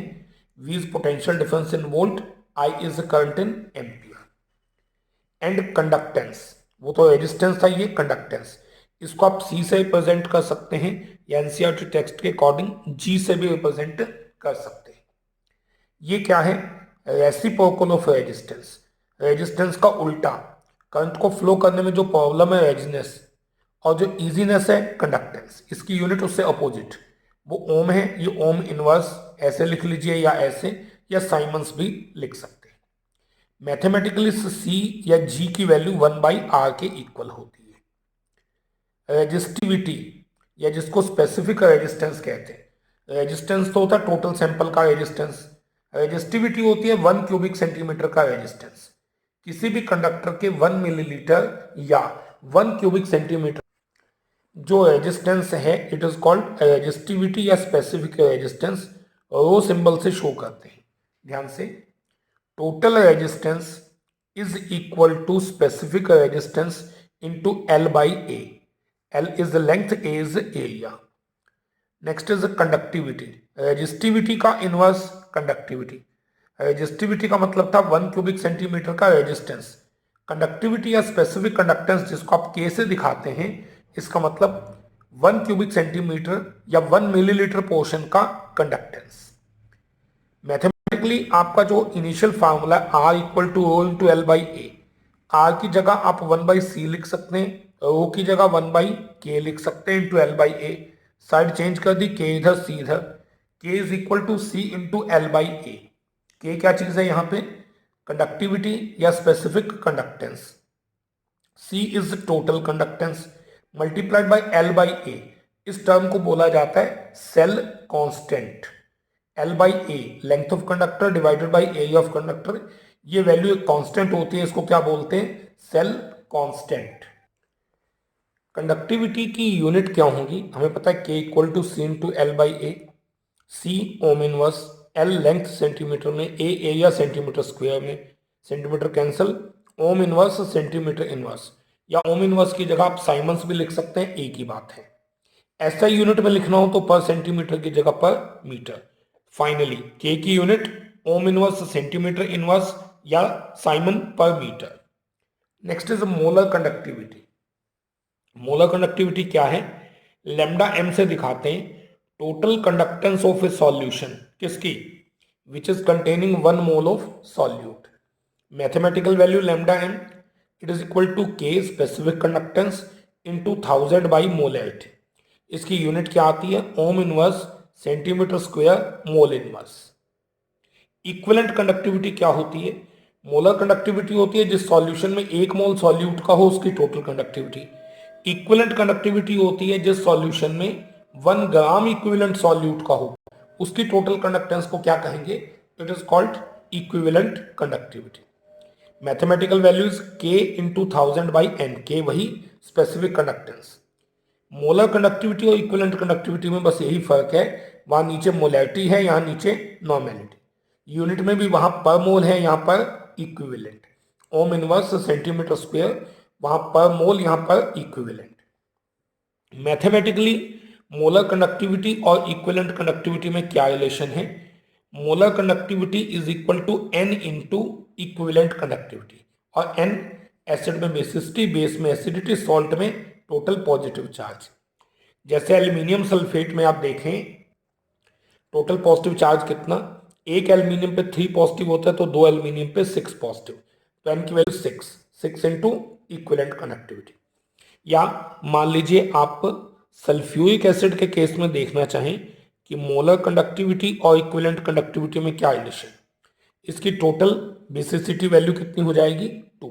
एक मॉलिक्यूल 2 लूज करता है तो 2 into equivalent conductivity. Very clear. Next term is conductivity cell. ये क्या डिवाइस है? It is used to find resistance या conductance of a solution. Solution के बीच में 2 इलेक्ट्रोड डिप्ट हैं, उन इलेक्ट्रोड के बीच के डिस्टेंस को L कहते हैं, एरिया ऑफ प्लेट को A कहते हैं, लेंथ ऑफ कंडक्टर या डिस्टेंस बिटवीन इलेक्ट्रोड फिक्स्ड है, एरिया भी फिक्स्ड है, L बाई A भी फिक्स्ड है, उसी वैल्यू को क्या कहते हैं? सेल कांस्टेंट, जिसकी यूनिट CGS सिस्टम में सेंटीमीटर इनवर्स और SI सिस्टम में मीटर इनवर्स में होती है। हर कंडक्टिविटी सेल का सेल कांस्टेंट फिक्स्ड होता है। Clear. Next topic is variation of molar conductivity with dilution. Molar conductivity पे डाइल्यूशन का क्या इफेक्ट है, थोड़ी देर पहले हमने पढ़ा था। चाहे स्ट्रॉन्ग इलेक्ट्रोलाइट हो या वीक इलेक्ट्रोलाइट हो, डाइल्यूशन करने से मोलर कंडक्टिविटी इंक्रीज होती है। कैसे? स्ट्रॉन्ग इलेक्ट्रोलाइट में जब आप वाटर मिलाते हैं तो आपको पता है आयन में इंट्रायनिक अट्रैक्शन से वो टूट जाते हैं, ion move better, molar conductivity increase. Strong electrolyte में पानी मिलाने से लैम्डा एम इंक्रीज हुआ, और पानी मिलाओगे लैम्डा एम और इंक्रीज। फाइनली एक स्टेज पे आपने बहुत पानी मिला दिया, लैम्डा एम मैक्सिमम हो गया। ये जो मैक्सिमम वैल्यू आती है इनफाइनाइट डाइल्यूशन पे, इसे बोलते हैं लैम्डा एम नॉट या लैम्डा एम इनफाइनाइट। क्या बोलते हैं इसे? Molar conductivity eight infinite dilution, या लिमिटिंग मोलर कंडक्टिविटी भी कहते हैं। मैथमेटिकल रिलेशनशिप स्ट्रॉन्ग इलेक्ट्रोलाइट में क्या है? Debye Huckel Onsager equation, that is simply written as DHO equation. ये इक्वेशन क्या कहती है? Lambda m at the given concentration is equal to lambda M naught minus A into root C. Strong electrolyte के लिए lambda M सी और root सी का graph plot करें तो y equal to mx plus C type की equation आ गई। y axis पे lambda M C, x axis पे रूट सी। स्ट्रॉन्ग इलेक्ट्रोलाइट का ग्राफ ये स्ट्रेट लाइन ग्राफ आता है, और उसके स्लोप की वैल्यू किसके इक्वल होगी? आप जानते हैं इसका स्लोप माइनस A के इक्वल आएगा। ये जो स्ट्रॉन्ग इलेक्ट्रोलाइट का ग्राफ है, इसका slope m is equal to minus A, और लैम्डा एम नॉट ये इंटरसेप्ट होगा। स्ट्रॉन्ग इलेक्ट्रोलाइट में तो ये ग्राफ आया, लेकिन वीक इलेक्ट्रोलाइट में कैसा आएगा? उसमें स्ट्रेट लाइन नहीं आता। क्यों? वीक इलेक्ट्रोलाइट में भी पानी मिलाने से डिग्री ऑफ डिसोसिएशन ज्यादा होती है। स्ट्रॉन्ग में आयन की केवल मूवमेंट बेटर होती है, वीक में आयन का नंबर इंक्रीज होता है, और आयन ज्यादा तो आप समझ सकते हैं कि कंडक्टेंस की वैल्यू भी पहले से ज्यादा आएगी। Addition of water, degree of dissociation increase, more ion, और आप समझ सकते हैं जब आयन का नंबर ज्यादा होगा तो कंफर्म्ड कंडक्टेंस की वैल्यू भी पहले से ज्यादा होगी। थोड़ा सा पहले भी मैंने ये बात बोली कि परसेंटेज इंक्रीज वीक इलेक्ट्रोलाइट में बहुत ज्यादा होता है, स्टीप इंक्रीज। स्ट्रॉन्ग में तो पहले ही बहुत आयन थे, पानी मिलाने से थोड़ी सी कंडक्टेंस बढ़ती है। वीक में आयन का नंबर बढ़ने की वजह से कंडक्टेंस बहुत ज्यादा इंक्रीज होती है। बट एक खास बात है, lambda am not week electrolyte की इजीली कैलकुलेट नहीं कर सकते। आप देखें स्ट्रॉन्ग इलेक्ट्रोलाइट की लैम्डा एम नॉट आसानी से निकल आती है, पानी मिलाते जाओ एक स्टेज पे मैक्सिमम वैल्यू आ ही जाएगी, या आप उसका जो ग्राफ है उसको आगे खींच दो तो भी जहां कट करेगा वो लैम्डा एम नॉट है।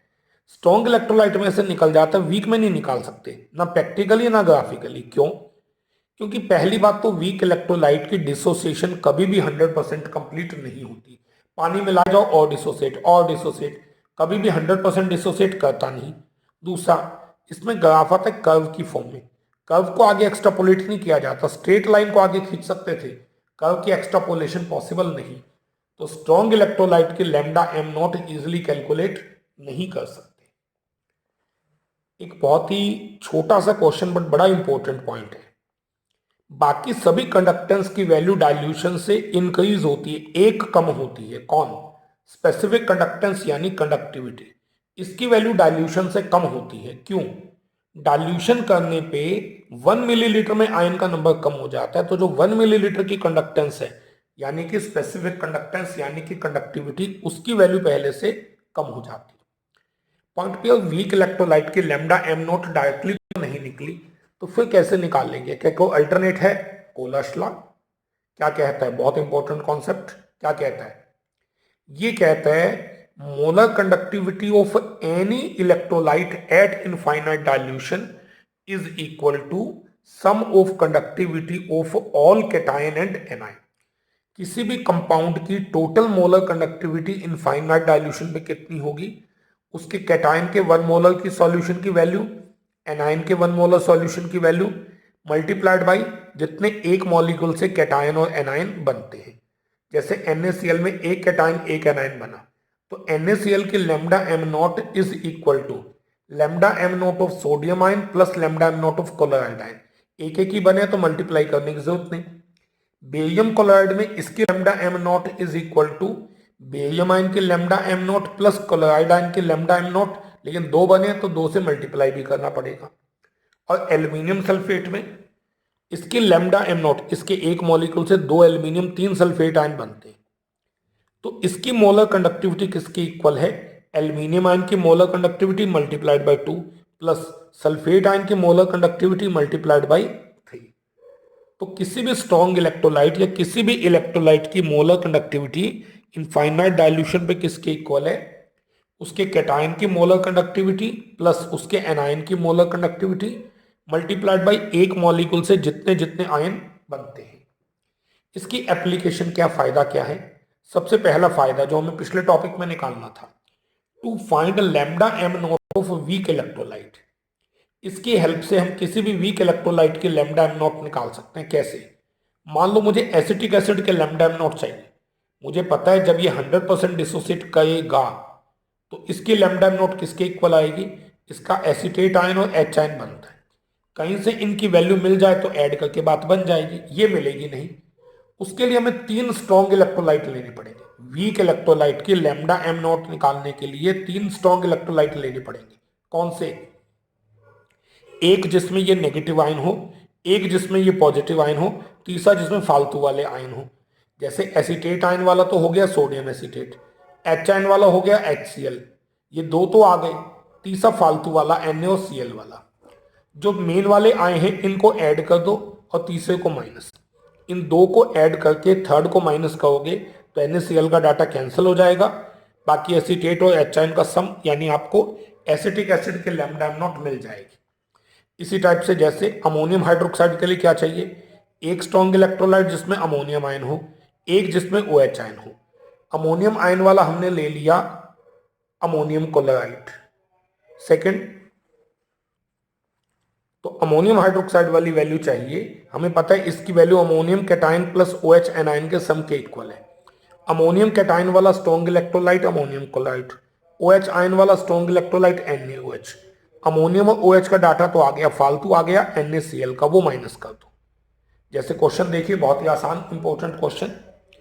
सोडियम क्लोराइड की लैम्डा एम नॉट गिवन है, HCl की गिवन है, NaAC की गिवन है। AC किसको बोलते हैं? AC इज एसिटेट आयन, ये जो CH3COO नेगेटिव आयन होता है इसी को AC लिखते हैं यहाँ पे। तो उसने 3 की वैल्यू दे दी और वैल्यू बतानी किसकी है? एसिटिक एसिड की या ACH की, ये ACH। अब मुझे पता है ACH की वैल्यू के लिए एक AC की चाहिए एक H की। AC प्रेजेंट है इस सॉल्ट में तो इसकी वैल्यू ले लो, H प्रेजेंट है इसमें, इसकी वैल्यू ले लो, इन दो को ऐड करके तीसरा माइनस कर दो। HCl और NaAC की वैल्यू ऐड करके उसमें से NaCl माइनस कर दिया, बाकी ACH यानी कि एसिटिक एसिड की वैल्यू मिल जाएगी। वो आप दो को ऐड करके थर्ड माइनस करेंगे तो वैल्यू आ गई। NCERT बुक का क्वेश्चन है, how to find lambda M naught of water. Water का लेमडा एम नॉट कैसे निकालें, आप जानते हैं, बहुत ही वीक इलेक्ट्रोलाइट, प्रैक्टिकली इसकी वैल्यू किसके इक्वल है, एच आइन की value plus O H ion की वैल्यू, ये नहीं दी हुई तो एक स्ट्रॉन्ग इलेक्ट्रोलाइट एच आइन वाला लिया HCl, एक ओ एच आइन वाला लिया NaOH, HOOH आ गए, फालतू आ गया NaCl, उसकी वैल्यू माइनस कर दो, इन दो का डाटा प्लस करके तीसरे का डाटा माइनस कर दो, ये जो वैल्यू आएगी it is lambda M naught of water. Next is to find degree of dissociation, किसी वीक इलेक्ट्रोलाइट की डिग्री ऑफ डिसोसिएशन अल्फा कैसे निकाली जाए, alpha is equal to lambda M C by lambda M naught, किसी भी concentration पे जो molar conductivity दी हुई है, या आपने पिछले आर्टिकल में जो वो रेजिस्टेंस वाले फार्मूले से निकाली थी, वो लेमडा एम ऊपर और अभी कोलर लॉ से जो लेमडा एम नॉट निकाली वो नीचे, उस कंडक्टिविटी को इस molar conductivity in final dilution से डिवाइड करोगे तो अल्फा यानी डिग्री ऑफ डिसोसिएशन आ जाएगा। और वीक इलेक्ट्रोलाइट का डिसोसिएशन कांस्टेंट कैसे निकालते हैं, बहुत ही important, dissociation constant weak electrolyte का +1 का फार्मूला है C into alpha square divided by 1 minus alpha, alpha तो पिछले वाले पॉइंट से निकल गया, डिग्री ऑफ डिसोसिएशन, C क्या है, मोलर कंसंट्रेशन यानी कि मोलैरिटी। क्वेश्चन ध्यान से, आपको मिथेनोइक एसिड की लेमडा एम वैल्यू गिवन है, लेमडा एम, ठीक, और मोलैरिटी ऑफ सॉल्यूशन गिवन है, methanoic acid is HCOOH formic acid, इसकी डिग्री ऑफ डिसोसिएशन बतानी है, डिसोसिएशन कांस्टेंट की वैल्यू बतानी है, क्या क्या दिया हुआ है, फॉर्मेट आयन की लेमडा एम नॉट और H आयन की लेमडा एम नॉट, दोनों की लेमडा एम नॉट गिवन है, तो कंपाउंड की भी लेमडा एम नॉट निकाल दो, हमें पता है कंपाउंड की लेमडा एम नॉट कैटायन और एनायन की वैल्यू को ऐड कर दो, 400 आ गई, अल्फा इज इक्वल टू जो मोलर कंडक्टिविटी इस समय दी हुई है डिवाइडेड बाई जो इनफाइनाइट डाइल्यूशन पे आई, alpha values 0.1, K is equal to C alpha square, C molarity कितनी 0.02 into alpha square 0.1 into 0.1 divided by 1 minus alpha 1 minus 0.1, K C की वैल्यू ये आ गई। नेक्स्ट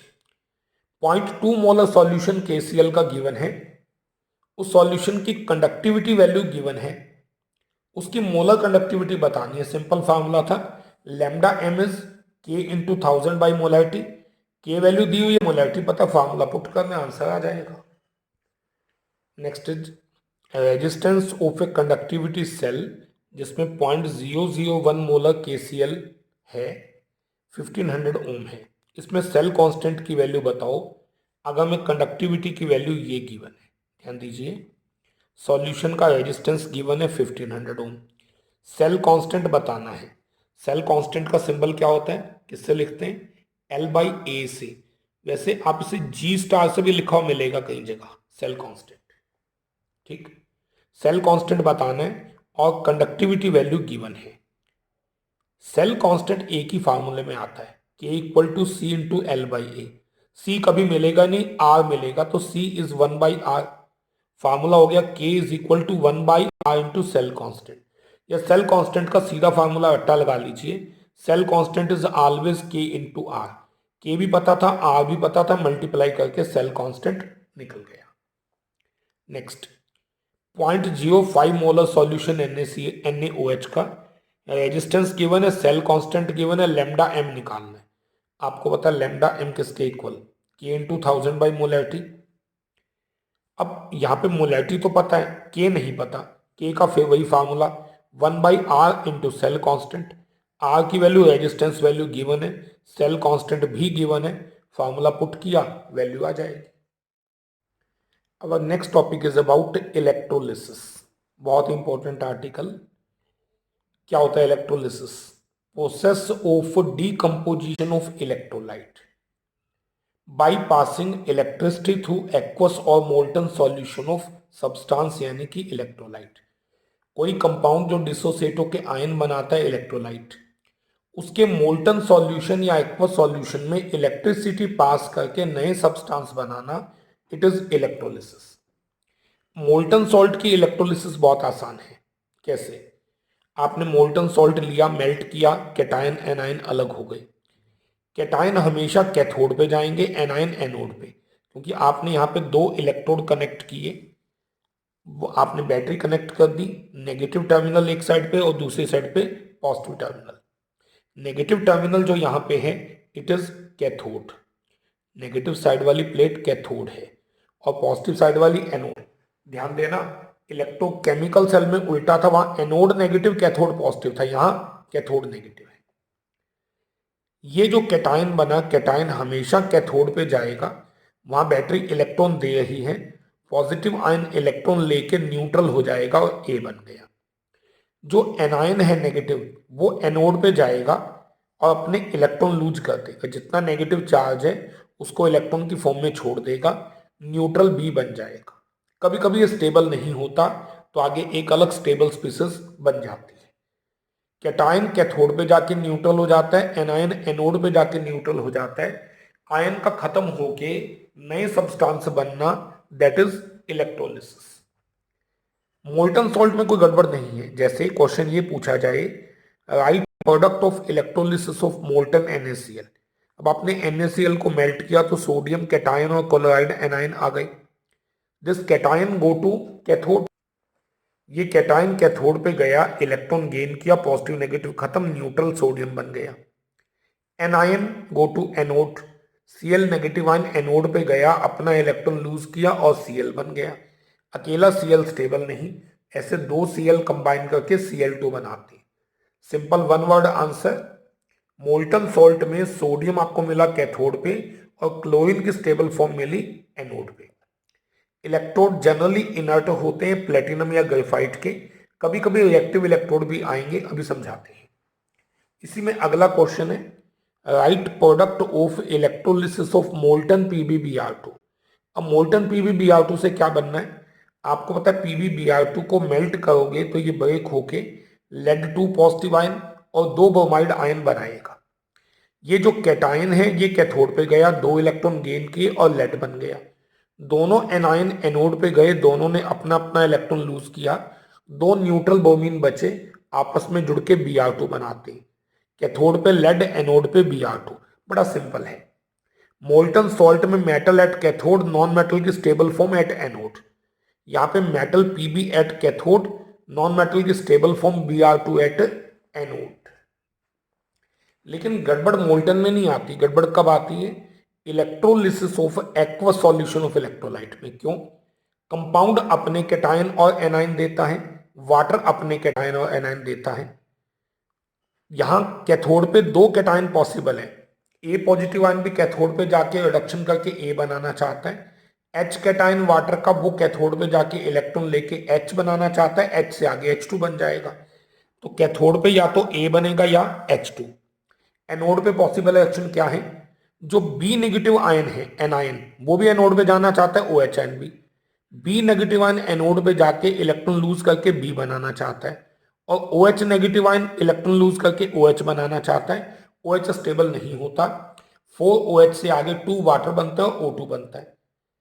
कैथोड पे दो पॉसिबल प्रोडक्ट है, A या H2, एनोड पे पॉसिबल है B या O2। अब कैथोड पे रिएक्शन किसकी होगी, अगर कैथोड पे एक से ज्यादा स्पीसीज रिडक्शन के लिए जाती हैं तो रिडक्शन उसकी होगी जिसका रिडक्शन पोटेंशियल ज्यादा है, और एनोड पे अगर एक से ज्यादा स्पीसीज जाती हैं ऑक्सीडेशन के लिए तो ऑक्सीडेशन उसकी होगी जिसका ऑक्सीडेशन के लिए पोटेंशियल ज्यादा है। अब अगर हम इलेक्ट्रोड पोटेंशियल को देखें तो कैथोड पे जो आपके लेस एक्टिव मेटल कैटायन अगर जाएंगे, कम एक्टिव मेटल कैटायन कॉपर या सिल्वर, इनके रिडक्शन पोटेंशियल हाई होते हैं, इन्हीं की रिडक्शन होनी है। किससे ज्यादा है, एच आयन से। और एच आयन का किससे ज्यादा है, ज्यादा active metal cation sodium potassium calcium से, उनके रिडक्शन पोटेंशियल बहुत कम होते हैं। मतलब अगर एक स्पीसीज यहां से जाए, एक यहां से और एक यहां से, रिडक्शन तो उसी की होनी है जिसका रिडक्शन पोटेंशियल ज्यादा है, यानी कैथोड पे लेस एक्टिव मेटल कैटायन की रिडक्शन होती है। और एनोड पे अगर किसी पर्टिकुलर केस आपने कोई एक्टिव मेटल का एनोड लिया हुआ है, उसका ऑक्सीडेशन पोटेंशियल सबसे ज्यादा होता है। नंबर 2 पे आता है आयोडाइड, ब्रोमाइड, क्लोराइड का, इनके ऑक्सीडेशन पोटेंशियल भी काफी हाई होते हैं। किससे, OH से।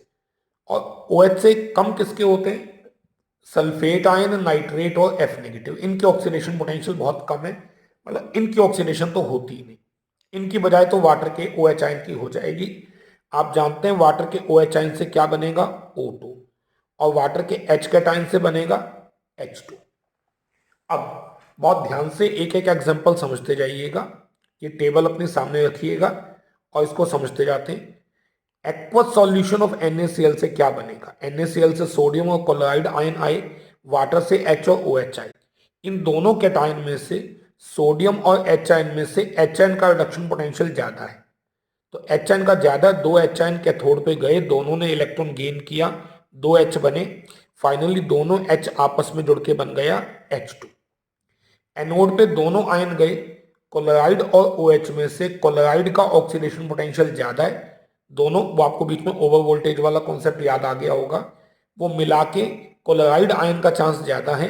क्लोराइड आयन एनोड पे जाके अपने दोनों इलेक्ट्रॉन लूज करता है, दो क्लोराइड आयन, दो न्यूट्रल क्लोरीन बचे आपस में जुड़ के Cl2। H आयन से बना H2, Cl आयन से बना Cl2, बाकी बच गया जिसकी रिएक्शन नहीं हुई, इलेक्ट्रोलाइट NaOH। ये एक्वस सॉल्यूशन ऑफ NaCl की इलेक्ट्रोलिसिस से बना। एक्वस सॉल्यूशन कॉपर सल्फेट से क्या बनता है, अगर हम इनर्ट प्लेटिनम इलेक्ट्रोड यूज करें, हमें पता है कॉपर सल्फेट से कॉपर आयन और सल्फेट आयन बनेंगे, वाटर से H आयन और OH आयन बनेंगे। इन दोनों कैटायन में से कॉपर आयन का रिडक्शन पोटेंशियल ज्यादा है, तो कैथोड पे कॉपर आयन की रिडक्शन हुई, दो इलेक्ट्रॉन गेन करके कॉपर बन गया। एनोड पे OH और सल्फेट में से आप जानते हैं OH आयन का ऑक्सीडेशन पोटेंशियल ज्यादा है, तो चार OH आयन की रिएक्शन हुई, इलेक्ट्रॉन लूज करके वाटर बना और O2 बना। फाइनल आंसर, कैथोड पे कॉपर और एनोड पे O2 बना।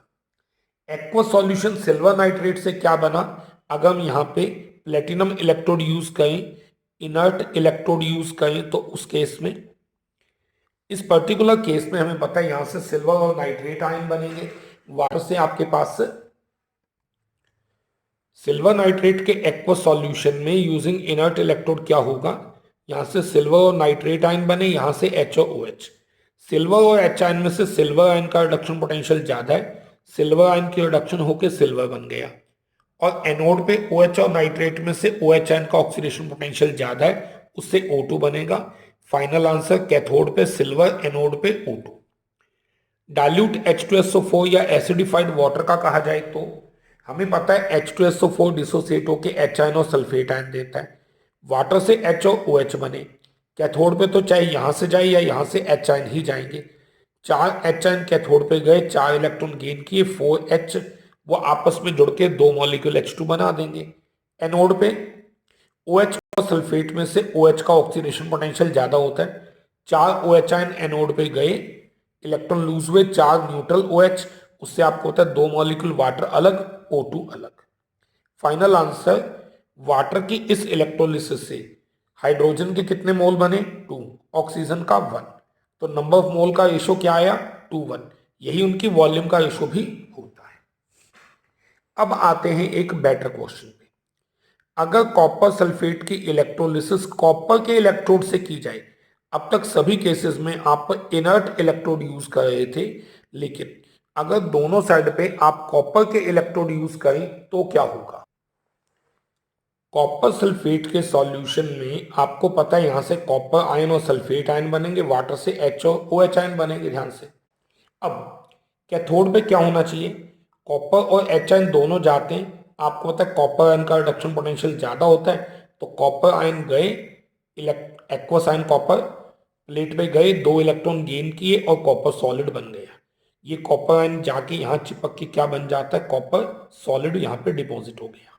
ठीक, एनोड पे क्या होता है, सल्फेट और OH में से तो OH का ऑक्सीडेशन पोटेंशियल ज्यादा होता है सल्फेट से, बट पॉइंट ये है कि कॉपर मेटल का ऑक्सीडेशन पोटेंशियल इन दोनों से कम होता है, कॉपर का ऑक्सीडेशन पोटेंशियल इन दोनों से ज्यादा है, जिसका ऑक्सीडेशन पोटेंशियल ज्यादा उसी की ऑक्सीडेशन होगी, या एनोड पे कॉपर की ही ऑक्सीडेशन हो गई, कॉपर से कॉपर आयन और इलेक्ट्रॉन बने। ध्यान से सुनना, रट्टा लगा सकते हैं, एक सॉल्ट सॉल्यूशन की इलेक्ट्रोलिसिस उसी के इलेक्ट्रोड यूज करके की जाए, आप सारी कहानी को गायब कीजिए यहां से, आसान तरीका, कैथोड पे उसी कैटायन की रिडक्शन होगी और एनोड पे एग्जैक्ट उसका उल्टा होगा, कैथोड पे कॉपर आयन से कॉपर बना और एनोड पे उतनी कॉपर प्लेट टूट के कॉपर आयन। यहाँ पे क्वेश्चन भी पूछा जाता है सिंपल, कि अगर एक मेटल सॉल्ट सॉल्यूशन की इलेक्ट्रोलिसिस उसी के इलेक्ट्रोड से कर दे तो सॉल्यूशन की कंसंट्रेशन में क्या चेंज होगा? कोई नहीं। ये तीनों की तो कोई एक्शन नहीं हुई। इसकी एक्शन हुई थी, जितने खत्म होते हैं उतने उधर से आ जाते। किसी सॉल्ट सॉल्यूशन की इलेक्ट्रोलिसिस उसी के इलेक्ट्रोड से करो तो सॉल्यूशन में आयन की कंसंट्रेशन में कोई चेंज नहीं, और कैथोड और एनोड की एक्शन एक दूसरे से बिल्कुल अपोजिट। जैसे आप नेक्स्ट क्वेश्चन में भी देखें, एक्वस सॉल्यूशन सिल्वर नाइट्रेट की इलेक्ट्रोलिसिस सिल्वर इलेक्ट्रोड से की जाए तो एनोड पे क्या होता है? ये सिल्वर मेटल खुद ब्रेक होकर सिल्वर आयन और इलेक्ट्रॉन बनाता है, और कैथोड पे यही दोनों आयन आपस में कंबाइन करके वापस सिल्वर बनाते हैं। बस ये होता है, एनोड की मेटल खत्म होकर कैथोड पे चली जाती है, कैथोड पे डिपॉजिट हो जाती है। नेक्स्ट, अगर डाइल्यूट की बजाय हाईली कंसंट्रेटेड H2SO4 की इलेक्ट्रोलिसिस करें तो क्या गड़बड़ है?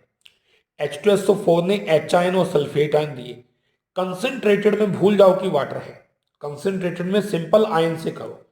ये कैथोड पे दोनों H कैटायन कैथोड पे गए, इलेक्ट्रॉन गेन किया, H2 बन गया।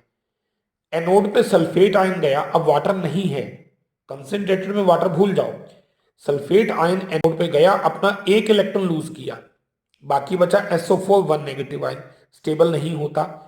ऐसे दो आयन आपस में जुड़ के आते हैं और H2O8 2 negative ion peroxo disulphate ion बन जाता है। डाइल्यूट H2SO4 से आपने पढ़ा था H2 और O2 बनते थे, और कंसंट्रेटेड H2SO4 से कैथोड पे H2, एनोड पे 2 unit peroxo disulphate ion H2O8 2 negative ion. Our next topic is about quantitative aspect of electrolysis, कि किसी सॉल्यूशन में कितनी इलेक्ट्रिसिटी पास करने पे कितना अमाउंट प्रोडक्ट का डिपॉजिट होगा। मान लीजिए सोडियम आयन कैथोड पे जाए तो एक इलेक्ट्रॉन गेन करके एक सोडियम एटम बनेगा। कॉपर कैटायन कैथोड पे जाए तो 2 इलेक्ट्रॉन गेन करके एक कॉपर एटम बनेगा।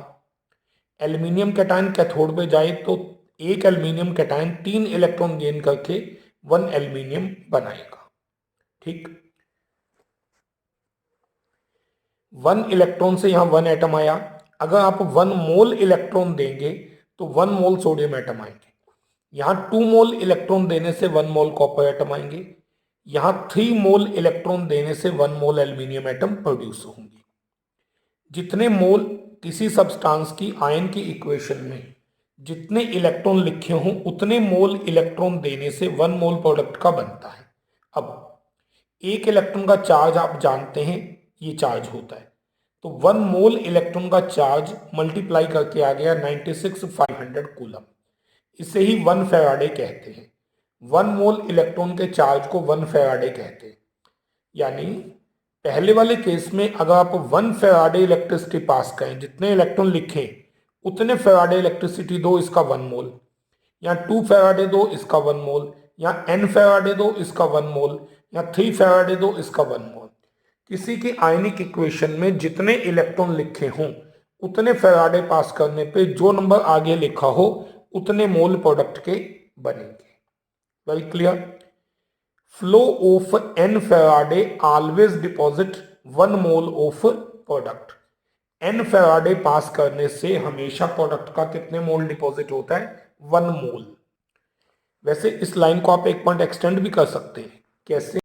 दैट फ्लो ऑफ 1 फैराडे, अगर हम किसी भी सब्सटेंस में से 1 फैराडे पास करवाते हैं, 1 फैराडे पास करने से कितना अमाउंट डिपॉजिट होगा? n फैराडे से 1 मोल, तो 1 फैराडे से 1 मोल बाई n, और 1 मोल बाई n वाले अमाउंट को इक्विवेलेंट मास कहते हैं। किसी भी सब्सटेंस में 1 फैराडे इलेक्ट्रिसिटी पास करने से 1 ग्राम इक्विवेलेंट या इक्विवेलेंट मास के बराबर वाला अमाउंट डिपॉजिट होता है। Taking about Faraday law of electrolysis, Faraday scientist ने इलेक्ट्रोलिसिस के लिए 2 रूल्स दिए। Faraday first law of electrolysis, Faraday second law of electrolysis. First law क्या कहता है? Mass of any substance deposited on electrode directly proportional to quantity of electricity passed. W is directly proportional to Q। Equal लिखना हो तो ZQ, Z यहाँ पे क्या है, एक कांस्टेंट, इसका नाम क्या है, इलेक्ट्रोकेमिकल इक्विवेलेंट। बहुत ध्यान से, इक्विवेलेंट मास से कंफ्यूज मत करना, बट उसके आसपास ही है। क्या, मास of substance deposited by passing 1 coulomb electricity. Electrochemical equivalent का मीनिंग कैसे निकाला, अगर इस इक्वेशन में Q की वैल्यू 1 कूलम में रखी जाए, ये 1 अगर हो जाए तो W और Z इक्वल हो जाएंगे। Z यानी इलेक्ट्रोकेमिकल इक्विवेलेंट वो मास है जो तब डिपॉजिट होगा जब आप 1 कूलम इलेक्ट्रिसिटी पास करते हो। क्वांटिटी ऑफ इलेक्ट्रिसिटी Q की वैल्यू निकालनी हो in coulomb is equal to I into T, current in ampere into time in second. तो आपका फॉर्मूला यहां पे ये भी हो गया, W equal to Z Q या Z into I into T. It is Faraday first law of electrolysis. Second law क्या कहता है, Faraday second law of electrolysis कहता है कि अगर आप दो सॉल्यूशन जो सीरीज में कनेक्ट हैं, अगर उनमें से सेम इलेक्ट्रिसिटी पास करते हो तो mass of substance deposited are in the ratio of their equivalent masses. If same quantity of electricity, आपने दो सॉल्यूशन लिए, मान लो कॉपर सल्फेट एक सिल्वर नाइट्रेट, सीरीज में कनेक्ट करके दोनों को सेम इलेक्ट्रिसिटी पास करवाई, इसमें कॉपर डिपॉजिट हुआ, इसमें सिल्वर, क्या इनके इक्वल मास डिपॉजिट होंगे ना? क्यों, क्या रेशियो होगा मास का, उनके मास का रेशियो उनके इक्विवेलेंट मास के रेशियो के इक्वल होगा। Mass of copper deposited by mass of silver deposited is equal to equivalent mass of copper divided by equivalent mass of silver. और किसी का इक्विवेलेंट मास निकालना हो तो atomic mass divided by valency. बहुत ही एलिमेंट्री क्वेश्चन। कितने faraday electricity चाहिए इस प्रोसेस के लिए? 1 मोल एल्यूमिनियम आयन से एल्यूमिनियम बनाना, हमें पता है एल्यूमिनियम आयन से एल्यूमिनियम बनाने के लिए 3 इलेक्ट्रॉन देने पड़ेंगे, तो इसके 1 मोल आयन के लिए आपको 3 मोल इलेक्ट्रॉन यानी 3 फेराडे इलेक्ट्रिसिटी देनी पड़ेगी। 1 मोल कॉपर आयन से कॉपर आयन बनाना हो, आपको पता है सेक्शन में 2 इलेक्ट्रॉन है तो 2 फेराडे देने पड़ेंगे। कूलम में कन्वर्ट करना हो तो 96,500 से मल्टीप्लाई कर दो। 1 मोल पर मैंगनीट आयन से मैंगनीज 2 पॉजिटिव आयन बनाना हो तो पर मैंगनीट आयन में मैंगनीज का ऑक्सीडेशन नंबर +7 होता है, कैलकुलेशन से आप निकाल सकते हैं। ये +7 से +2 करना हो तो 5 पॉजिटिव खत्म करना है, उसके लिए नेचुरली आपको 5 इलेक्ट्रॉन ऐड करवाने पड़ेंगे। इसके 1 मोल के लिए 5 फेराडे आपको इस केस में देने पड़ेंगे। Here 5 faraday electricity to be given. Next, dichromate ion के 1 मोल से क्रोमियम आयन बनाने हो तो इसके 1 के रिएक्शन में 6 इलेक्ट्रॉन है, तो इसके 1 मोल के लिए आपको 6 मोल इलेक्ट्रॉन यानी 6 फेराडे इलेक्ट्रिसिटी देनी पड़ेगी। क्लियर? कुछ बैटर न्यूमेरिकल देखते हैं। कॉपर सल्फेट का सॉल्यूशन इलेक्ट्रोलाइज किया गया 10 मिनट के लिए और 1.5 एम्पियर का करंट पास किया, कितना मास कॉपर का डिपॉजिट होगा? एटॉमिक मास दिया हुआ है 1.5 एम्पियर 10 मिनट। पहले तो Q की वैल्यू निकाल लो, I into T. I is 1.5 ampere, T time in second, 10 minute है, 60 से मल्टीप्लाई करके सेकेंड में हो जाएगा, ये मल्टीप्लाई करके आ गया 900 कूलम। इक्वेशन आप जानते हैं, यहाँ कॉपर आयन से क्या होगी, कॉपर आयन 2 इलेक्ट्रॉन लेके कॉपर बनाता है, तो यहाँ 2 फेराडे यानी 2 इंटू 96,500 कूलम पास करो तो इसका 1 मोल यानी 63.5 ग्राम डिपॉजिट होगा। इतने कूलम से इतना डिपॉजिट होगा तो 900 कूलम से कितना होगा वो कैलकुलेट कर दीजिए। Next, how much electricity is needed in Faraday for production of 20 gram calcium from molten CaCl2। अब हमें पता है कि यहाँ कैल्शियम 2 पॉजिटिव आयन है, उसकी रिएक्शन होगी, वो 2 इलेक्ट्रॉन गेन करके कैल्शियम बनाएगा। स्टैंडर्ड इक्वेशन कहती है कि इसके 2 फेराडे 2 तो इसका 1 मोल यानी कि 40 ग्राम आई। बस 40 ग्राम के लिए 2 फेराडे चाहिए तो 20 ग्राम के लिए कितना चाहिए? 1 फेराडे। कैल्शियम का एटॉमिक मास आपको पता है 40 होता है, तो इसके 2 फेराडे से 1 मोल यानी कि 40 ग्राम आएगा। 40 ग्राम आएगा 2 फेराडे से, तो 20 ग्राम आएगा 1 फेराडे से। सेकेंड केस, 40 ग्राम एल्यूमिनियम बनाना है मोल्टन Al2O3 से। हमें पता है यहाँ एल्यूमिनियम 3 पॉजिटिव है, उसमें 3 इलेक्ट्रॉन मिलाओगे तो Al बनेगा, यानी इसके 3 फेराडे से इसका 1 मोल बनना है यानी 27 ग्राम। बस 27 ग्राम आएगा 3 फेराडे से, तो जो 40 ग्राम आना है आपके पास से वो कितने से आएगा? अगर आपको एग्जैक्ट 40 ग्राम निकालना है तो मल्टीप्लाई करके 4.4 फैराडे से आ जाएगा। निकल नाइट्रेट का सॉल्यूशन इलेक्ट्रोलाइज किया गया 20 मिनट के लिए यूजिंग 5 एम्पियर करंट, तो निकल का कितना मास डिपॉजिट होगा।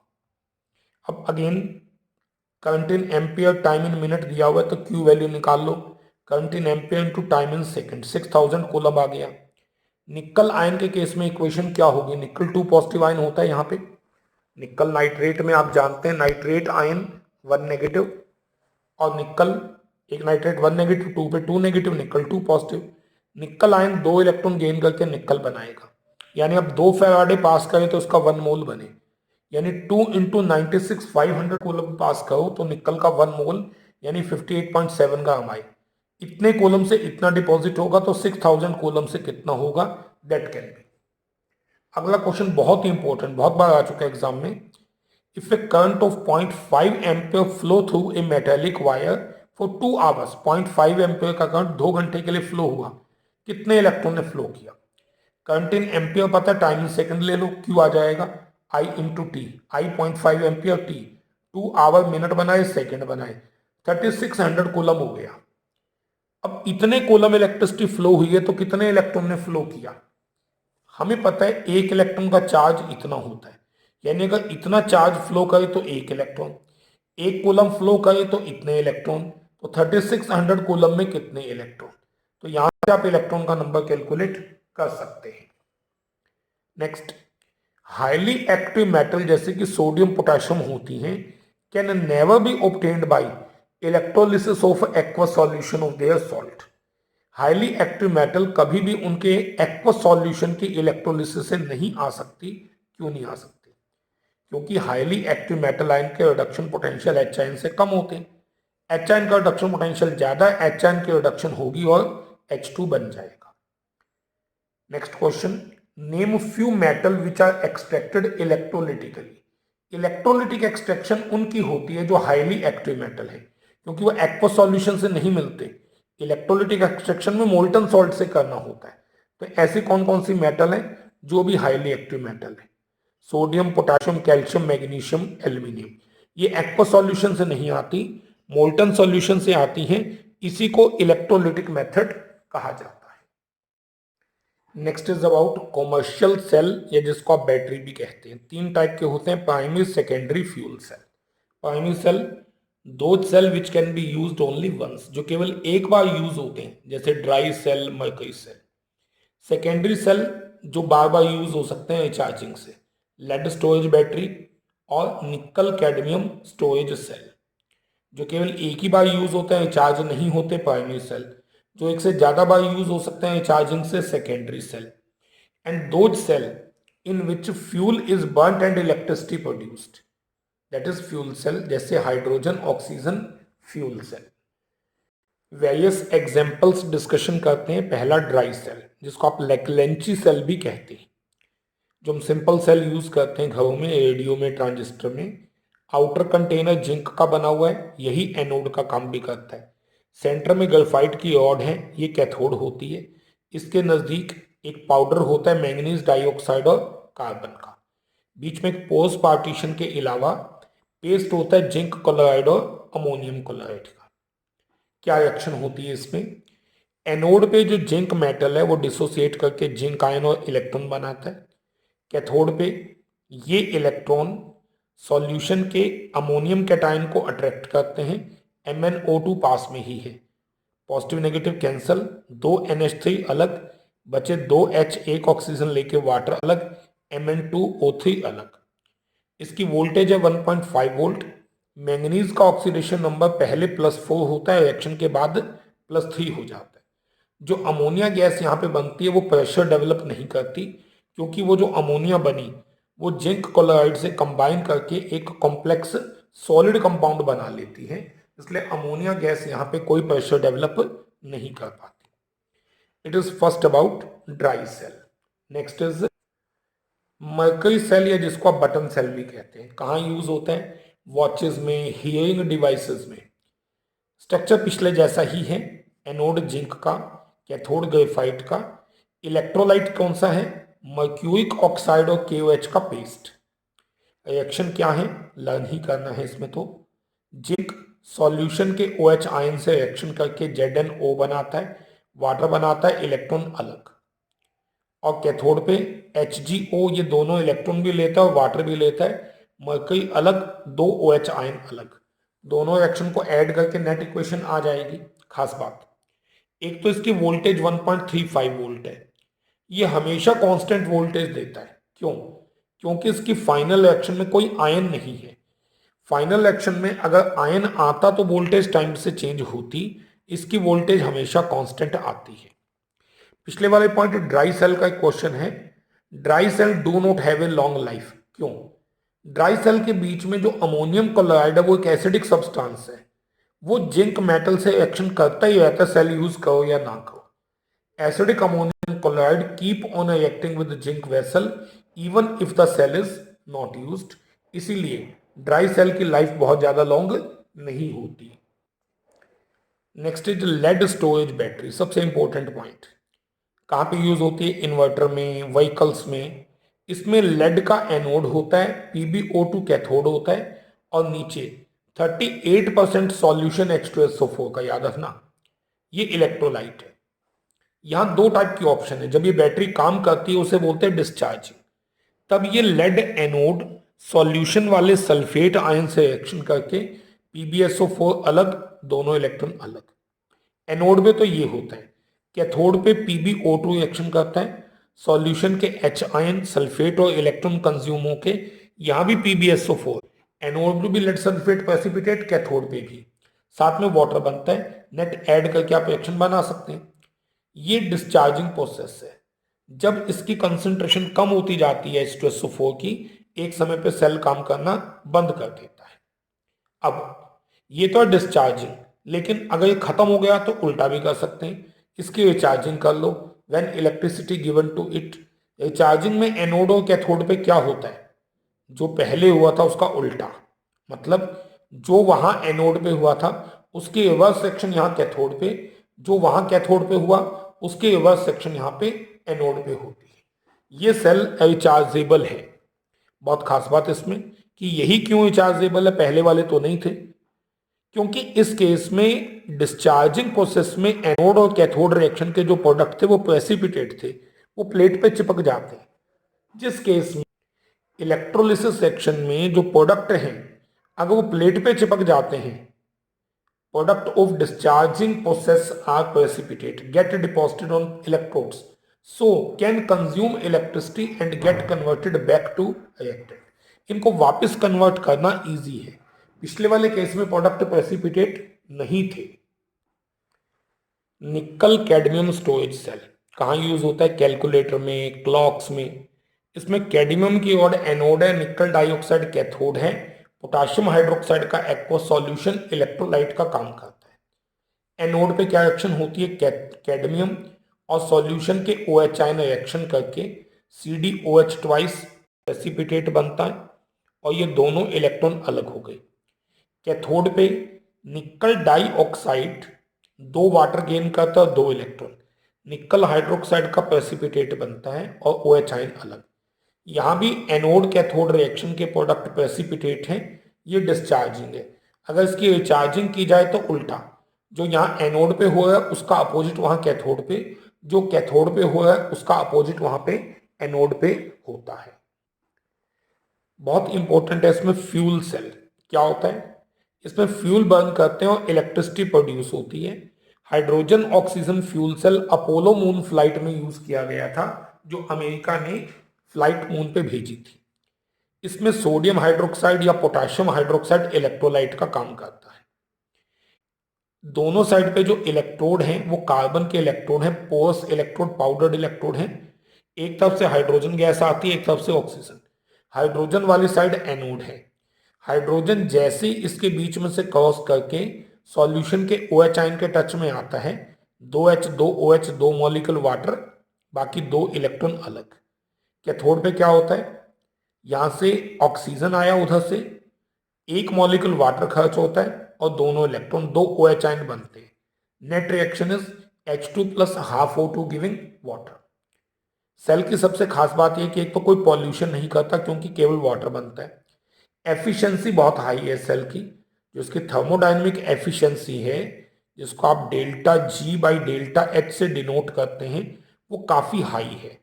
टोटल एनर्जी का बहुत बड़ा पार्ट इलेक्ट्रिसिटी में कन्वर्ट होता है। अप्रोक्सीमेटली 83% के आसपास जो हीट निकलती है वो इलेक्ट्रिसिटी में कन्वर्ट हो जाती है। इसके अलावा ये सेल कभी डेड नहीं होता, कभी खत्म नहीं होता। आप गैसेस दिए जाओ, सेल लगातार काम करता रहेगा और इसकी वोल्टेज भी कांस्टेंट है। ये भी एडवांटेज लिख सकते हैं, इसकी वोल्टेज भी कांस्टेंट होती है। Next topic is corrosion. Corrosion क्या होता है? Process of slow conversion of metal into unwanted waste compound due to effect of moisture and acidic gases of air. कोई मेटल अगर हवा में खुली पड़ी है तो मॉइस्चर और एयर की एसिडिक गैसेस की वजह से वो वेस्ट कंपाउंड में कन्वर्ट होती है। This process is called corrosion.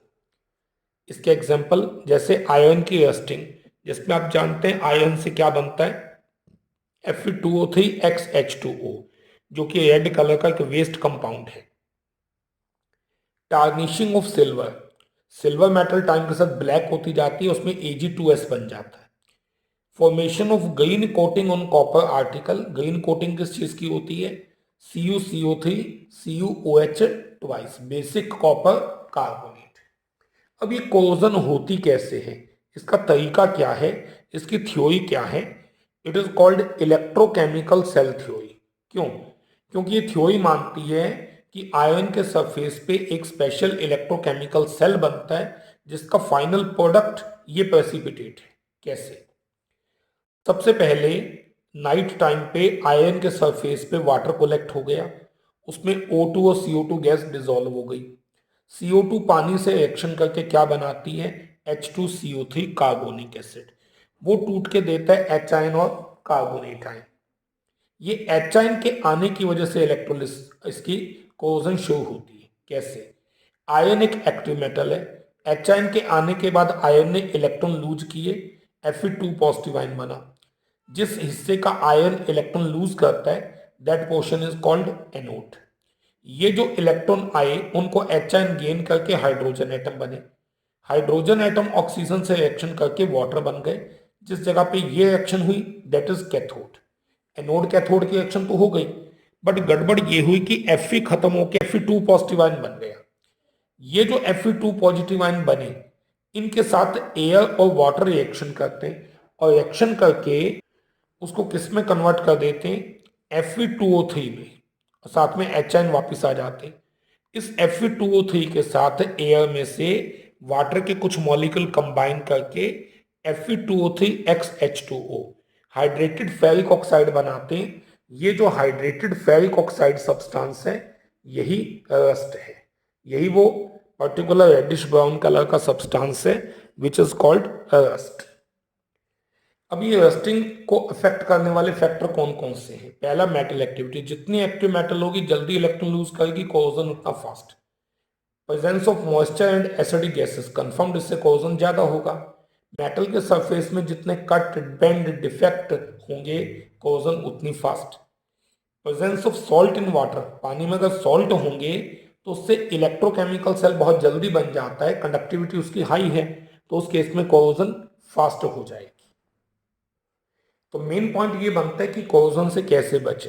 पहला आसान तरीका छोटी क्लासेस से आप पढ़ते आए, बैरियर प्रोटेक्शन। आयरन के सरफेस को पेंट, ऑयल या किसी ऐसी चीज से कवर कर दो कि पानी उसके ऊपर सेटअप ना हो पाए, तो कोरोजन नहीं होगी। जो मेन मेथड है वो सैक्रिफिशियल प्रोटेक्शन है। ये क्या होता है? Covering the surface of iron with a layer of more active metal. Iron के सरफेस पे ज्यादा एक्टिव मेटल के कवरिंग अप्लाई कर दो। जैसे जिंक मेटल की कवरिंग अप्लाई करने को गैल्वेनाइजेशन कहते हैं। आयरन का E0 है -0.44, जिंक का -0.76। तो टेक्निकली दिख तो ज्यादा है बट माइनस साइन के साथ है ना, तो जिंक का रिडक्शन पोटेंशियल कम है। जिसका E0 कम होता है वो ज्यादा एक्टिव मेटल है। फायदा, इस पे ज्यादा एक्टिव मेटल कवर करने से क्या होगा भाई? जो होगा बाहर वाले का होगा। ज्यादा एक्टिव मेटल जिंक की कोरोजन होती रहेगी और अंदर वाला आयरन बच जाएगा। This is sacrificial protection. Iron को बचाने के लिए जिंक खत्म हो रहा है, that is sacrifice, sacrificial protection. But question ये आता है कि जिंक की कवरिंग क्यों अप्लाई करें? Why not the covering of less active metal copper या टिन क्यों नहीं अप्लाई किया जाए? तो उसका सीधा सा आंसर ये है कि दो ऑप्शन मान लीजिए, एक आयरन के सरफेस पे जिंक की कवरिंग है, एक कॉपर या टिन की कवरिंग है। तो ये जो कवरिंग है कभी ना कभी तो टूटेगी, जिंक खत्म होता गया। जब ये कवरिंग टूट भी जाएगी तो भी आयन की रिएक्शन शो नहीं होगी, चाहे आयन एच के टच में आ जाए। क्यों? जिंक भी तो है। If covering of active metal broken still zinc will lose electron, Fe बच गया। एच आयन को इलेक्ट्रॉन लेने, दो मेटल प्रेजेंट है आयन और जिंक, जिंक ज्यादा एक्टिव है, अभी भी जिंक ही देता रहेगा। कवरिंग टूटने के बाद भी जिंक की रिएक्शन होती रहेगी, आयन बच जाएगा। लेकिन अगर आपने आयन के सरफेस पे लेस एक्टिव मेटल की कवरिंग कर दी और कभी वो कवरिंग टूट गई तो एच आयन एक्सपोज्ड। अब एच आयन को इलेक्ट्रॉन कौन देगा? क्या आयन या वो मेटल? आयन ज्यादा एक्टिव है, आयन इलेक्ट्रॉन लूज करेगा, आयन की रस्टिंग फिर शुरू हो जाएगी। तो ज्यादा अच्छा यही है कि आयन के सरफेस पे ज्यादा एक्टिव मेटल की कवरिंग की जाए, जिसका नाम आपने अभी भी क्या पढ़ा था? जिसका नाम आपने पढ़ा था sacrificial protection. A similar term is cathodic protection. Protection of iron from rusting by attachment to block of highly active metal. जैसे कोई बड़ी पाइपलाइन है, उसको बचाना है रस्टिंग से, उसके साथ एक इंसुलेटेड वायर के थ्रू एक्टिव मेटल का ब्लॉक बांध देते हैं, मैग्नीशियम या जिंक का। अब जहां भी एच आयन आएंगे तो एक्टिव मेटल इलेक्ट्रॉन लूज करेगी, और एक्टिव मेटल ने इलेक्ट्रॉन दिए, एच आयन से एच बन गया। आयन को इलेक्ट्रॉन लूज नहीं करने पड़ेंगे। Active metal anode, ion cathode. Cathode की रस्टिंग नहीं होती, रस्टिंग एनोड वाले की होती है। तो आयन यहाँ पे कैथोड है, अब उसकी कोई रस्टिंग नहीं होगी। नहीं तो बिल्कुल एडवांस्ड मेथड है, anti rust solution. Spray of अल्कालिन solution of phosphate या क्रोमेट आयन। आयन के सरफेस पे जिस पे रस्टिंग हो चुकी है, अगर उस पर स्प्रे कर दिया जाए तो क्या होता है? अल्कालिन सॉल्यूशन एचएन को डिस्ट्रॉय करेगा। फॉस्फेट या क्रोमेट आयन से रिएक्शन करके आयन फॉस्फेट या आयन क्रोमेट बनाते हैं, वो वाटर इनसॉल्युबल है। तो आप ये मान लें कि आयन के सरफेस पे एक इनसॉल्युबल प्रोटेक्टिव लेयर बन जाएगी, जो कि फर्दर कोरोजन नहीं होने देगी। Clear? These are various method to prevent corrosion.